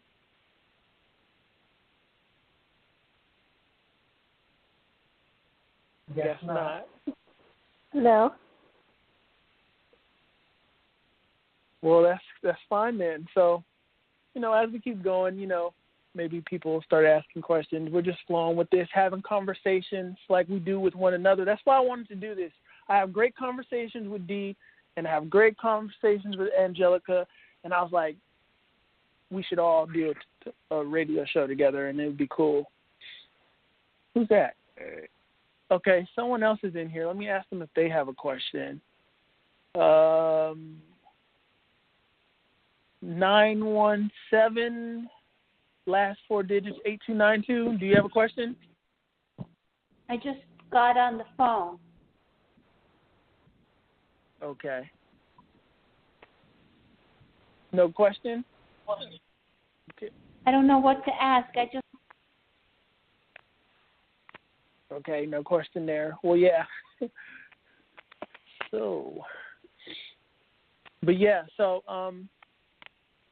Basically this is just a place where we want to share. What did you say, Dee? I was about to say I must give you your proper, how would you say it, your applause for handling the switchboard so efficiently for the first time. Yeah, it's interesting dealing with this. I've never done this before, and I'm winging it. So work with me, everybody. I'll get. Thank you. I learn as I go. I jumped into it. When did we talk about doing this? When I said, okay, I'm gonna do it. What was it like last week, D? That's right. And what I did is I just jumped into a whole bunch of tutorials of like how to work the switchboard and stuff like that. And I was like, okay, I can do this. And then I'll get better. I'll get better as I go along. That's how I do it. I just jump in and learn to swim. In fact, I learned to swim literally because somebody was in the pool, like, I'll catch you, and when I jumped in, they moved out the way. So I think that stayed with me. I think that stayed with me, and that's how I do it. I just jump in, figure out how to swim. So I'll figure it out, man. Yes, man. You don't have much farther to go, but yeah. What'd you say? You're breaking up a little bit. I was saying you don't have much further to go, and appreciate it. Yes, indeed. And I also have a friend of mine in mind. She does readings too. So, we'll have guests on here eventually, and we'll just build. Like, we're going to talk about movies and tie in some movies and the layers to the movies, because, there's layers to movies. You can watch it and see the spiritual essence to it, and then you can just see the physical essence to it. So we'll talk about a number of things here. Anime, I'm into anime. I find it at random. Angelica's into anime. Anime has pretty cool themes involved in it across the board. So we're gonna really talk about a lot of stuff. There is no box. We're gonna get into spirits, energy, orgone, anime, movies, whatever. It doesn't matter. So just hit us up, and we'll touch on pop culture stuff going on every once in a while. What do you guys think about fires in California? I mean, it's looking like doomsday. Actually, the fires are about 10 to 15 minutes away from my hometown. So, for me, it's like, wow. It's never in my life have I seen, the fires get that close. Usually they're like in, Malibu or further away. And to hear certain sites that I'm familiar with have been burned, and people that I actually know either helping or having to relocate or do things, it's crazy to me. It's like, yeah, this is really going down. And especially for me, it's like two places that I have, like, close proximity to have experienced or are experiencing these crazy, devastating things. So it's like, on one hand, it's sad, but then on the other hand, it's just, something that needs to happen for other things to happen. You have to destroy in order to create. So it's a phoenix. There's the that phoenix. Bigger, there's that whole bigger picture of it. And it's like, for me as the individual, seeing this, it's just a reflection own journey and transformation. It's like I'm having to, let go and destroy, all kinds of things within, my energy and people, so that I can move on to the next step, which is that rebirth and that growth.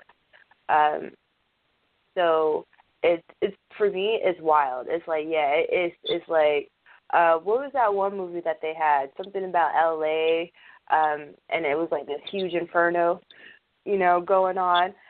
But it's like now it's in Ventura County, Santa Paula or something. It's just is wild. It does look like, chaos and hell, like, incarnate. Like, what the heck? It looks unreal when you see a video of it. It's like, what? Like, that's really happening over there, That's crazy. And someone told me that Napa Valley had fires, and I was like, what? Napa Valley? And I was like, no, I like Napa Valley, because I really do like Napa Valley. Like, a lot of my good childhood memories were going to Napa Valley and just seeing how green it was, and yeah, it just sucks. But like you said, some kind of growth is coming from it. What did you say, D? Was it true that the Napa Valley was on fire as well? Someone said there's something went through Napa Valley. I don't know if it killed all of. I doubt it messed up all of Napa Valley, but Napa Valley had some fires going on. Wow. But that's but like she said though, like, that's the whole symbol of the phoenix, like burning away the old for the new. So maybe something new. And there's a lot of stuff going on out there, like with the whole deal with all the stuff happening in Hollywood. It seems like making room for a whole new Hollywood out there, whole new mindset. Yeah. So, it seems like it's coinciding in a sense. It's kind of strange, but that's the way I'm saying it. I see it as a state of being, and that just like both you guys mentioned, that it's a reawakening. We are moving out of the Piscean age, and moving into the Aquarian age. That's the no. So everything, from my vantage point, all of the veils are being lifted. Some simultaneously and some in succession. But everything that needs to be known will be known. And that's it's happening so quickly that people don't know how to react, and that's like, really affecting people to like try to figure out what the truth is. It's like technology and the availability of knowledge is right at your fingertips, and it's like nothing can hide anymore, especially with the advent of having direct connection to social media and people. You can see, like I think Boyd mentioned earlier, like people don't are scared to try, because if they fail, it's going to turn into a social media post. A damn meme. So a damn meme. And it's like, that is the quickness and, and openness, that we have in this day and age to, like, if something happens, if somebody's pulling out their phone to catch it. It's like they're not going to help. It's like, no, they're going to document it. And it's a double-edged sword. It's a double-edged sword, too, because once you set that whole meme culture going, it's entertaining, but at the same time, the very people that find it entertaining are inside themselves scared of it. They don't want to be on it. Mm-hmm. You know what I mean? So though they find it entertaining, it's also stopping them from stepping out and doing something that could change their life for the better, because they may end up on a meme. So it's like, watch what you promote, because it's affecting you in a sense. Because I know a lot of people that I'm sure aren't going to try to do anything that's out there because they may fail and end up on a meme. And then your kids. I don't have kids, but I know if I did, they'd probably look at the meme culture and kind of be terrified by it too. But you're right. Like, somebody soon enough, I'm going to go into my soon enough stuff where I'm like talk about what's going to happen in the future. But soon enough, they're gonna implement something like, if you just take out your phone and videotape someone that's being harmed in some kind of way, you're going to be an accomplice, an accessory or something like that, especially if you didn't call somebody first. Because it's kind of heathen-like if you think about it. It's like Roman. It's like the Roman Colosseum. Though it was entertaining, it was very barbaric. It's like coming out with the whole, I'm not going to call someone to help this person. I'm just going to pull out my phone and videotape it so I can laugh about it later. I mean, if it was your mom, would you find it funny? No, you wouldn't find it funny. So people should start thinking about what they're, the cultures they're moving, because it's going to affect you, and then you're going to wish someone was doing something about it, but yet you're promoting it, so you're hurting yourself. But I'm sorry I cut you off, Angelica. Oh, no, you didn't cut me off. But it is very true, this veil being lifted and everybody being able to see what actually is going on. And, like you were saying, it is, there is the bad where, people aren't really doing anything, but then there is also that good side where it's like people are seeing other people in, suffering, in need, and it's like they have the availability to actually do something about it and help. Like, I've seen, with, even in the fire, like, I've seen people that I grew up in high school with who now have businesses offering help.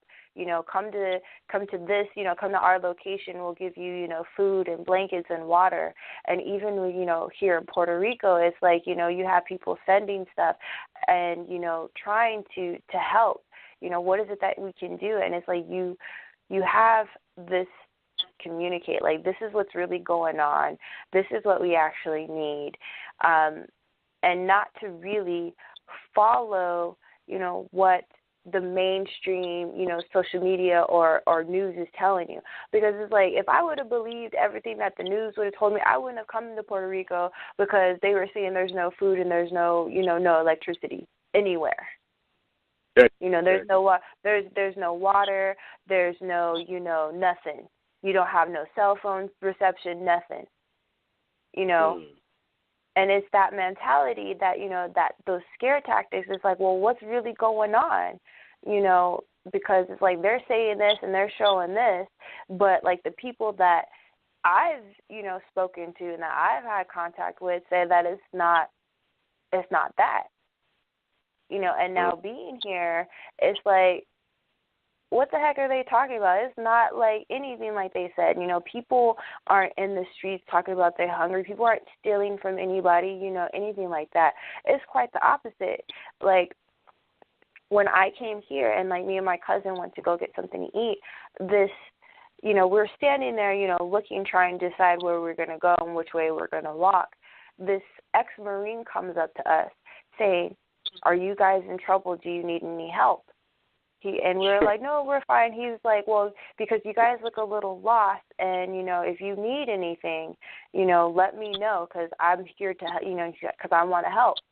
And it got to the point where, you know, we're trying to figure out what we're going to eat, and he told us about this pizza place. He went so far as to get one of his friends to drive in front of us to make sure that we got there safely, you know, to the right place. And it's like, it is these things that, you know, people don't see and people don't understand. It's like there are genuine people who actually want to help when they see people, you know, in a certain state of confusion or, you know, vulnerability, that, you know, they want to genuinely help you and aid you. And we are beginning to get into that mode where people are having compassion for one another because they're able to see themselves in that person. You know, they can understand or empathize with them because it's like they're feeling it too. So it's that trend, you know, it's that that change, you know, but that comes with the society being able to actually see the truth, you know, and see these things in real time and in real life and experience them, you know, and not go just based off of, you know, what the government or, you know, what the social or the mainstream news is telling them, you know, and having these social outlets like, you know, Facebook and Instagram and Twitter, now all of them have that live feature, you know, so you can post real time about what's really going on. And it's just opening up the avenues for people to connect and understand and really see, you know, people, you know, not what, you know, not only celebrities. I mean, everybody, you know, is into this, you know, celebrity reality, but even that is not real. But when you actually connect with a person and you can see them for who they really are in real life, that is the truth. And that's why, like, a lot of these, you know, fake gurus and teachers are, you know, really being seen for who they really are. Like, they're not really out to help me. They're really out for attention and money. You know, so it's becoming easier to see people and to feel the truth and know it. Just like Dee said, you know, we're coming into the Aquarius age to know. And, you know, we're definitely in that, you know, being able to use all the resources available to us in a very smart way, an aware way, and not letting it, you know, consume you. You know, which is another reason why, you know, I came out here, is because, you know, having to, I don't want to say having to, but being connected to social media and interacting with people on that, on those platforms is very draining, you know. So to come here and kind of disconnect from that and really, really see the people that will still be there, you know, when I get back. Because a lot of people will fall off, like, oh, she's not posting anything or she's not doing nothing, you know, I'm just going to stop following her and, you know, do that. But the people who actually know me and, you know, understand, you know, what it is that I'm doing, they're still going to be there regardless, you know, and those are the people that I love and that I value, like, you know, and that's what keeps me going, is to know that these people are out there, you know, to know that I'm doing exactly what I need to do to be my best self, which will help others to realize and become their best selves. So, you know, I need this, and they also need it for them too. So it's not just me; it's everybody that I'm connected to, that I'm helping, you know, by being here. That's right. Eventually, That's right. you get to a point in life where what you start making can benefit others more than yourself. That's when you know you're not leeching anymore in terms of just being a leech spirit. Like, you make stuff and someone else can kind of get some kind of insight from it. And it's not like you're trying to sound smart. It's you can't help it. It's what you are now. It's what you've become. You know, the certain people who have that, like maybe people didn't like believe in their point of view when they were growing up. They have that hang up on people who share their perspectives. But it's not like, you know, you can help it. It's just what you are made of at this point in your life, to where, like, if I say something, because I'm that way, like, if I say something, I'm like, I'm just going to say what I'm thinking, and this is really what I'm thinking about all the time, something along this line. You're catching my stream of consciousness on my social media now, and I didn't put that. You can find me on Facebook at Boyd the Boyd, yeah, and Twitter at It's Simply Boyd. So, but yeah, and I feel you. D? Oh, yes. Now, time is up in what? We got. First of all, we got 7 minutes, and okay. I want to say, Take the Night is normally going to air on Mondays and Fridays. Now, one of my co-hosts may or may not be available on any one of those days, and I'll still be there, and I'll make it work. But Take the Night is normally going to air on Mondays and Fridays at 9 p.m. Eastern Time. Saturday today, that was just a special thing, you know. So I just wanted to get that out the way and continue, D. Okay. One of the things I wanted to add in regards to the stream of thought following, in that one thing I've noticed about life as a whole is that if you make sure that your focus as far as interaction between individuals or groups, make sure there's integrity and mutual benefit. That's the two most important aspects of any interaction, you know. And it sounds though, I know that we all three understand that, but I just want to make that known, and that's one of those two ingredients are some of the most significant aspects of interaction between people.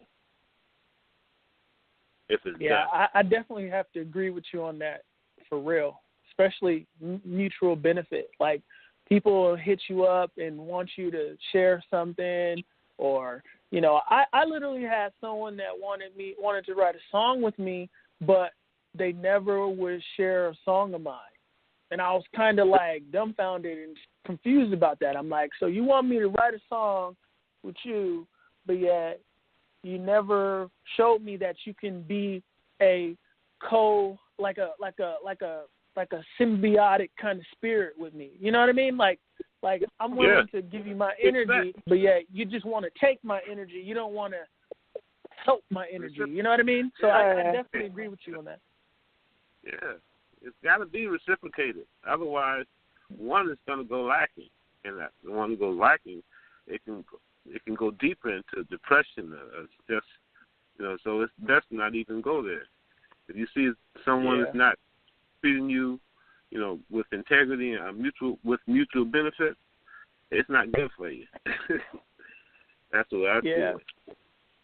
And you get to learn a lot about people who, like, say they're your friends and stuff like that. When you go out there and you put yourself out there to start creating and sharing, you get to see real quick, because you see that, you know, like if I'm friends with somebody I'm going to be your biggest fucking street team person.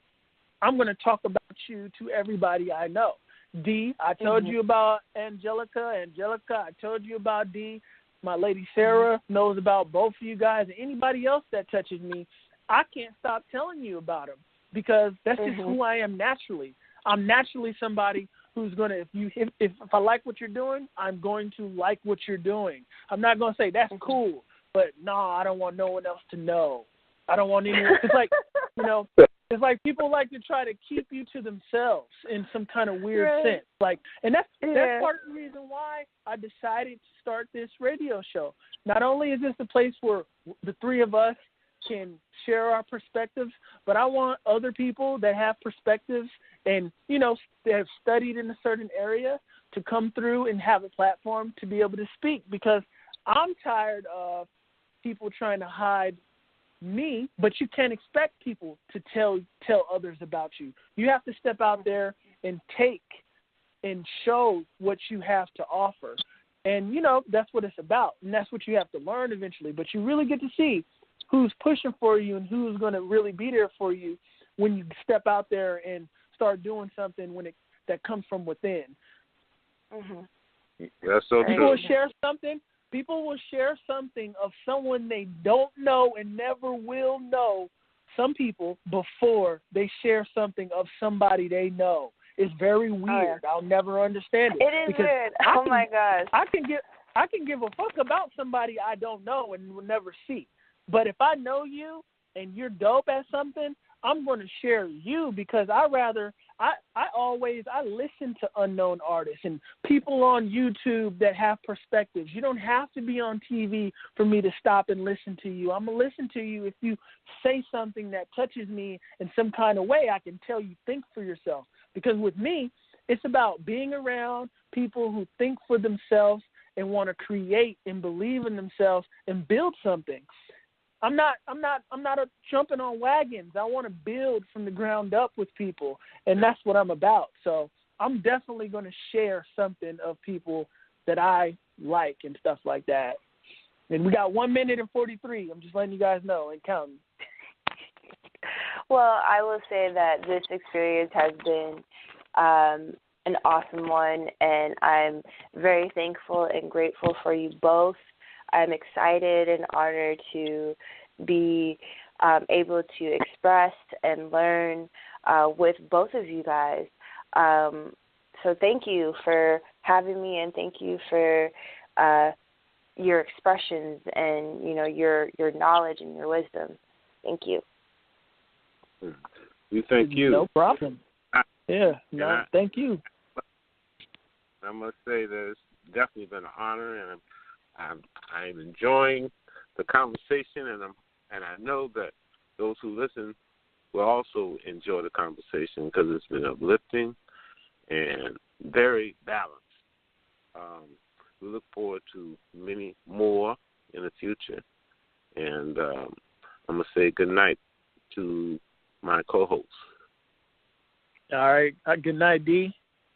And you relax out there in Puerto Rico, Angelica. Yes, Angelica. Yeah. I'll be talking it's about to be like what, almost midnight. So yeah, I'm about to knock out. Yeah, Angelica. I'll touch base with you both. What'd you say? What's up? I was about to say to Angelica that I see that your trip to Puerto Rico being an excellent reboot. Yes, excellent. Thank you. It's been very dramatic thus far, but I'm in, you know, my mentality is going, you know, staying focused, and that's really the big thing. It's like when you have like a big task, you know, that you're meant to do, everything and anything will come at you to distract you and get you down from, you know, staying on your path. And I, you know, from my own experience, it's like, man, just even getting here and being here, you know, has been so dramatic and so stressful that, you know, I'm just glad that I made it. And I'm enjoying this time and using it as best that I can, so that I can, come back with better creations and, better understanding on what it is. I mean, I know what I'm supposed to be doing. I know why I'm here, but this is just, going to aid in the more details of it and adding to it. And even, this experience with you guys is an unexpected surprise. And, this is something I never even thought of, doing. But as I told Boyd, I have, nothing to lose and everything to gain. And, that's how I'm looking at, things, and experiences. It's like if I try, I don't have anything to lose, but I'm going to gain experience. I'm going to understand even more, if this is something for me. So, and, I'm getting the feeling like this is going to be very much a benefit for, myself and everybody who does tune in and listen. I'm excited, I'm thankful, and, and it's just great to connect with beautiful, minds and energy. So, I can't express even more so, thank you. I wish there was a better word for what I am feeling at this point. So, but. Oh, that's all good. We're going to become your night family. Yes, sir. That's what this is. This is the night family. That's right. Everybody that calls in. Yes, indeed. The night. It's crazy. It's like the thing that came to mind is the night owls. And I love owls. I mean, I have owls all around all the time. So, did my homie go and talk to you again? Has he been talking to you? Did he show up? I told you about the one that was outside the window, rapping like DMX. I told you. I was like, that was me. I was like, yeah, he was dropping bars. Like, yeah, you didn't even take it.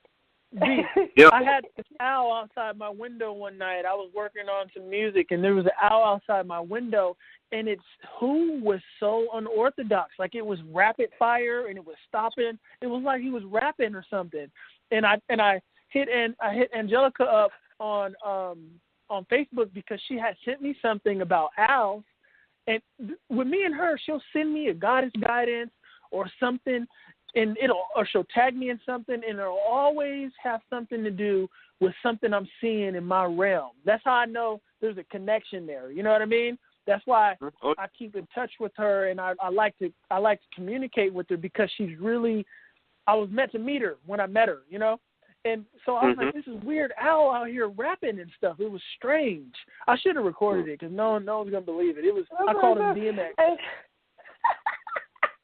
And I told him, I was like, yeah, he's trying to get in. Like, yo, you don't even listen to those other people talk about bars. I got branches. What's up? He's trying to get in.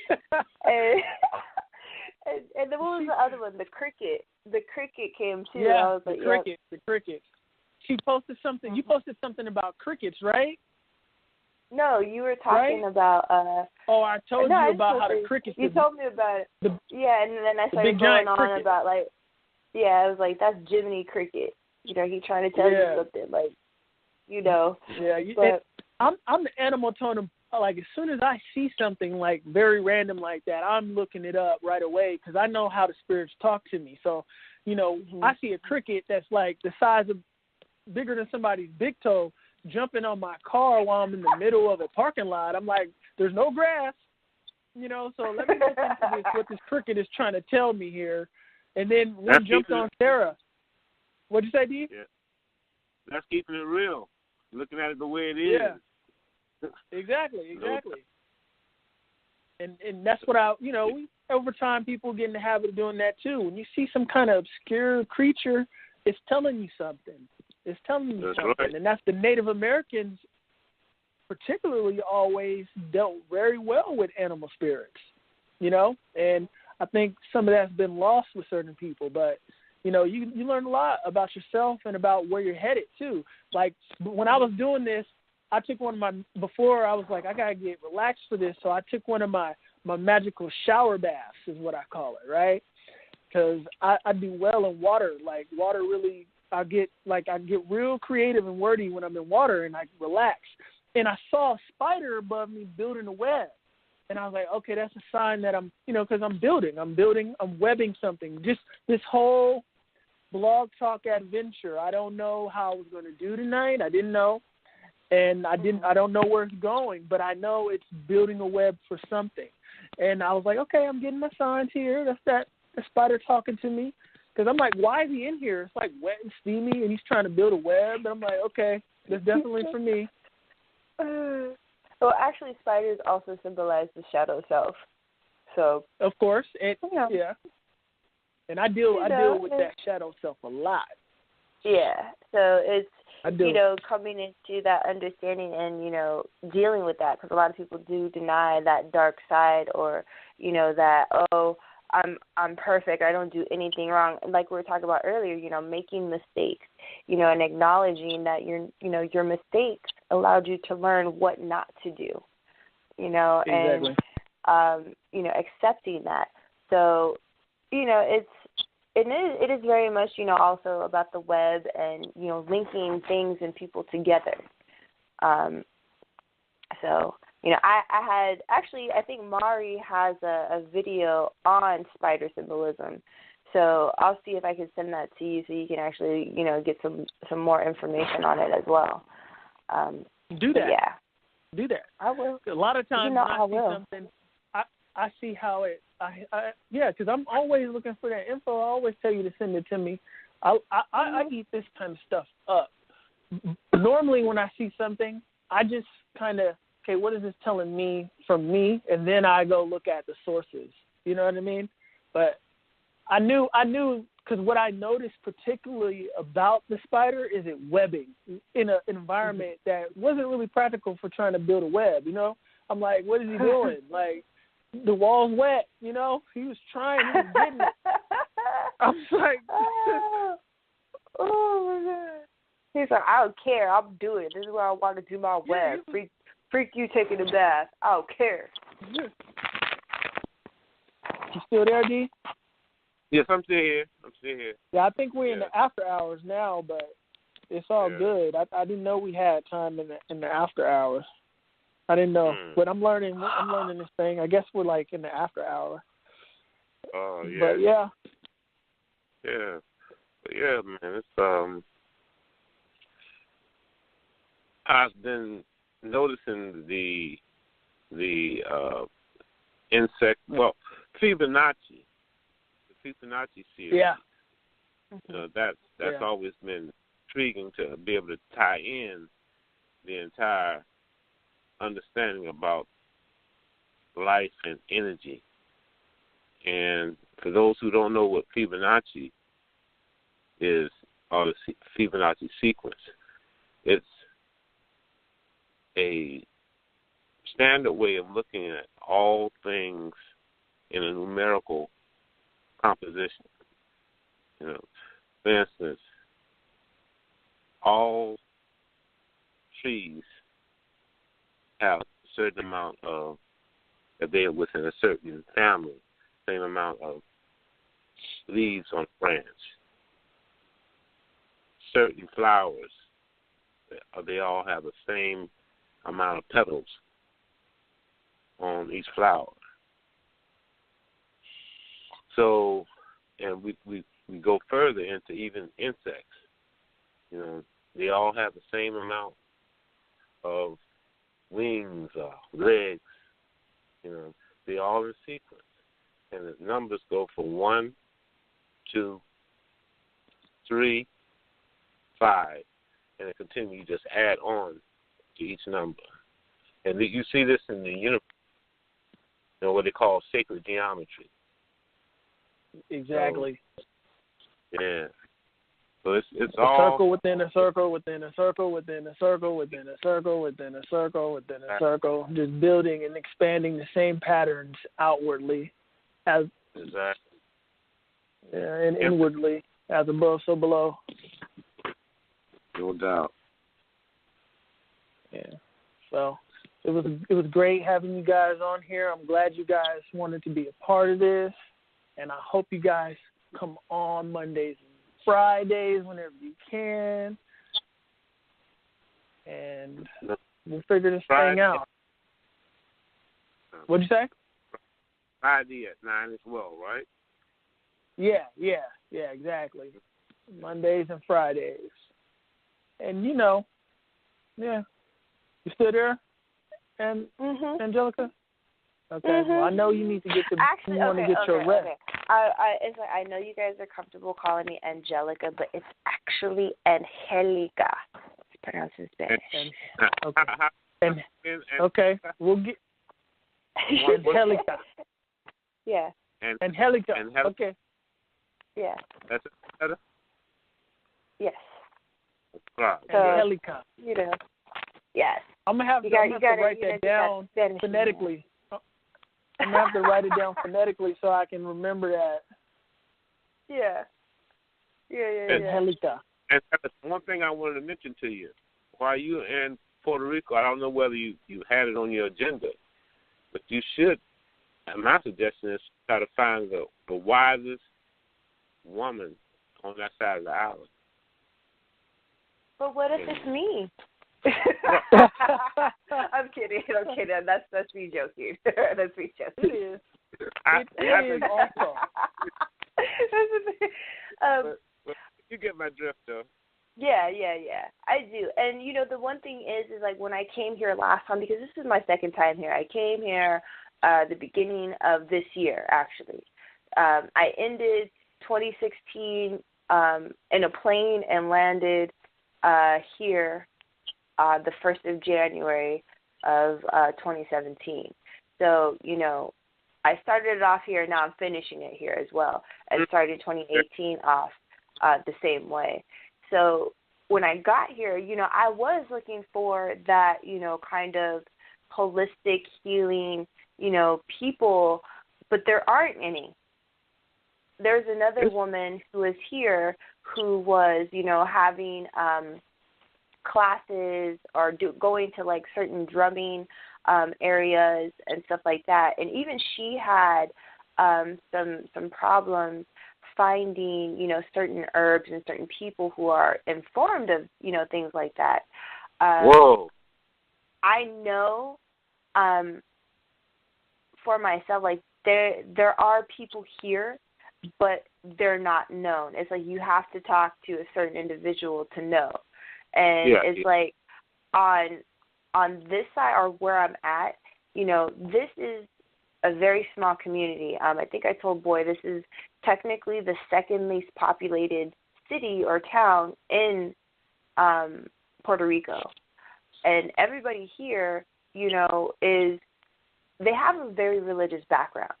So it's like I know that when they see me, like they look at me like who is this really native looking, chick with the feather in her hair? She's walking around with like copper all over her.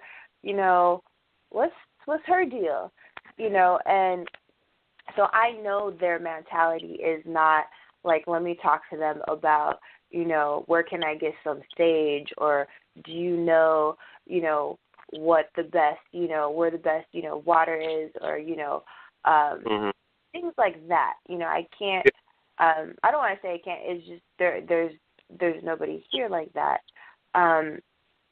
But I do know that on the other side of the island where my other half is from, he had told me, his grandmother was very much into Santeria and, things like that. So that is here. It's just in certain areas, but the area that I'm in is not really conducive to that.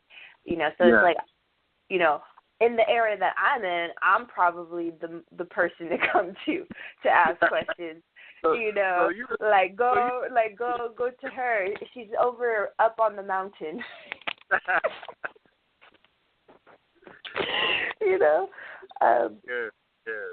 So hey, that's one of the big things that I kind of want to really establish is that natural way of healing, and letting people know that everything that you need is already here. It's like all you have to do is connect to that, and it will tell you exactly how to heal yourself and what you need to heal yourself, you know, because it's gonna present itself to you. But you have to be open and ready for that. So, you know, like I said, being here is even more of a, you know, a recharge and even deepening the connection that I already have, you know, with this space, and getting even more understanding of what it is I can use, you know, to help the people here and to get them to understand, you know, that this island is so full of resource, you know, that we don't need no government here to help us. Like, we don't need, you know, this so-called electricity that you're trying to give us. You know, we can make our own energy. It's about tapping into that and using that in a natural way that is going to help nature, or what you spoke on, you know, that mutual exchange to help nature and to help ourselves. That's right. And, you know, we can do that. It's just that we've forgotten how to do that. And, you know, we have to, you know, think outside of the box and, you know, really get back to how can we, you know, use nature's energy to give us energy. I mean, there's rivers here. It rains here all the time, you know, and the sunshine here. I mean, it was freaking like 80 degrees today. You know, sunshine and everywhere. So it's like, you know, there's these natural resources already here, but it's like they don't know how to convert that. Yeah. You know, so I mean, it's no surprise to me that my other half gave me a Nikola Tesla book, and I'm here, you know, with the intention to, you know, get as much information and use it in a way to benefit. So it's like I'm here, you know, in nature. I'm about to start, you know, really getting deeper into, you know, what Nikola Tesla was talking about free energy and using certain methods. And it's like, I know why I'm here. It's like it's just a matter of time. You know, it's like I need this time to really set the plan, you know, for putting all this in motion and getting everything that I need, you know, those details on how I'm going to make it happen. And, you know, like I said, I'm excited, you know, for that. You know, I'm just thankful that I am here, that I made it, because like I said, it was so much drama, you know, just to get here. But the fact is I made it, and now it is time for me to make it happen, to do my part, you know, and staying focused and not letting these lower vibration and things distract me from, you know, what it is that I am meant to do. Yeah, a lot of times I notice as soon as you make up your mind to take on a new venture or strengthen something in the realm always tries to jump in your way and create some kind of resistance. But that is why we're here, to overcome the resistance placed in front of us. You know, you're going to get stronger when you make it through all these distractions, and you're able to keep your focus through all of the distractions. And then, you know, you get to a point to where distractions like that won't affect you, and then what happens? Some kind of new distraction will manifest in that next tier, per se, of where you are. And then you just got to get to the point to where you'll get to the point to where you're just seeing them for what they are. And it's like a video game, and you're going through the levels of distractions and building resistance. Because there's no point in life where you don't have things that can be perceived as distractions. It's just how we interact with those things and how we're able to deal with them that really makes people they are. And that's dealing with, like, pressure, per se. Like, how does a president speak in front of, you know, all those people, but yet there's a person that will get up there and just shiver under all that pressure. Because when I say pressure, it's just all those people have a gravity force moving with them, and you feel it. Like a lot of people feel that when they stand in front of people and speak. And I think you and I were talking about speaking in public the other day, Angelica, and yes, we did. That's what that is. That's that resistance that comes, and it's just about getting through it. It never stops, though. It's just something that we're put here to just grow through, and it gets easier. But you're always facing something. It seems when these got that. He's had many more years on the well, not many, but more years than me on the planet. And I'm sure you can attest to that, right? No doubt about it. Yes, man. It's a constant learning process. That is, if you want to know. We all go through our situations, but it's not what happens. It's how we deal with it. And so I really need to step off, but I really enjoyed the conversation. And Angelica, is that correct? Okay, that great. is right. And nice meeting you, and look forward to speaking to you again soon. And yes, Boyd, and as usual. Okay, and enjoy yourself and stay focused, like you said. Yeah, that's why you're down in Puerto Rico. Mm-hmm. I will definitely do that. Thank you. Right. Thank you. Right. And Boyd, I'll talk to you soon. All right, yeah, I'll touch base with both of you guys soon, and sometime before Monday, see what's going on. Thanks again. Okay. Have a good night, both of you. You All right. too. Peace and love.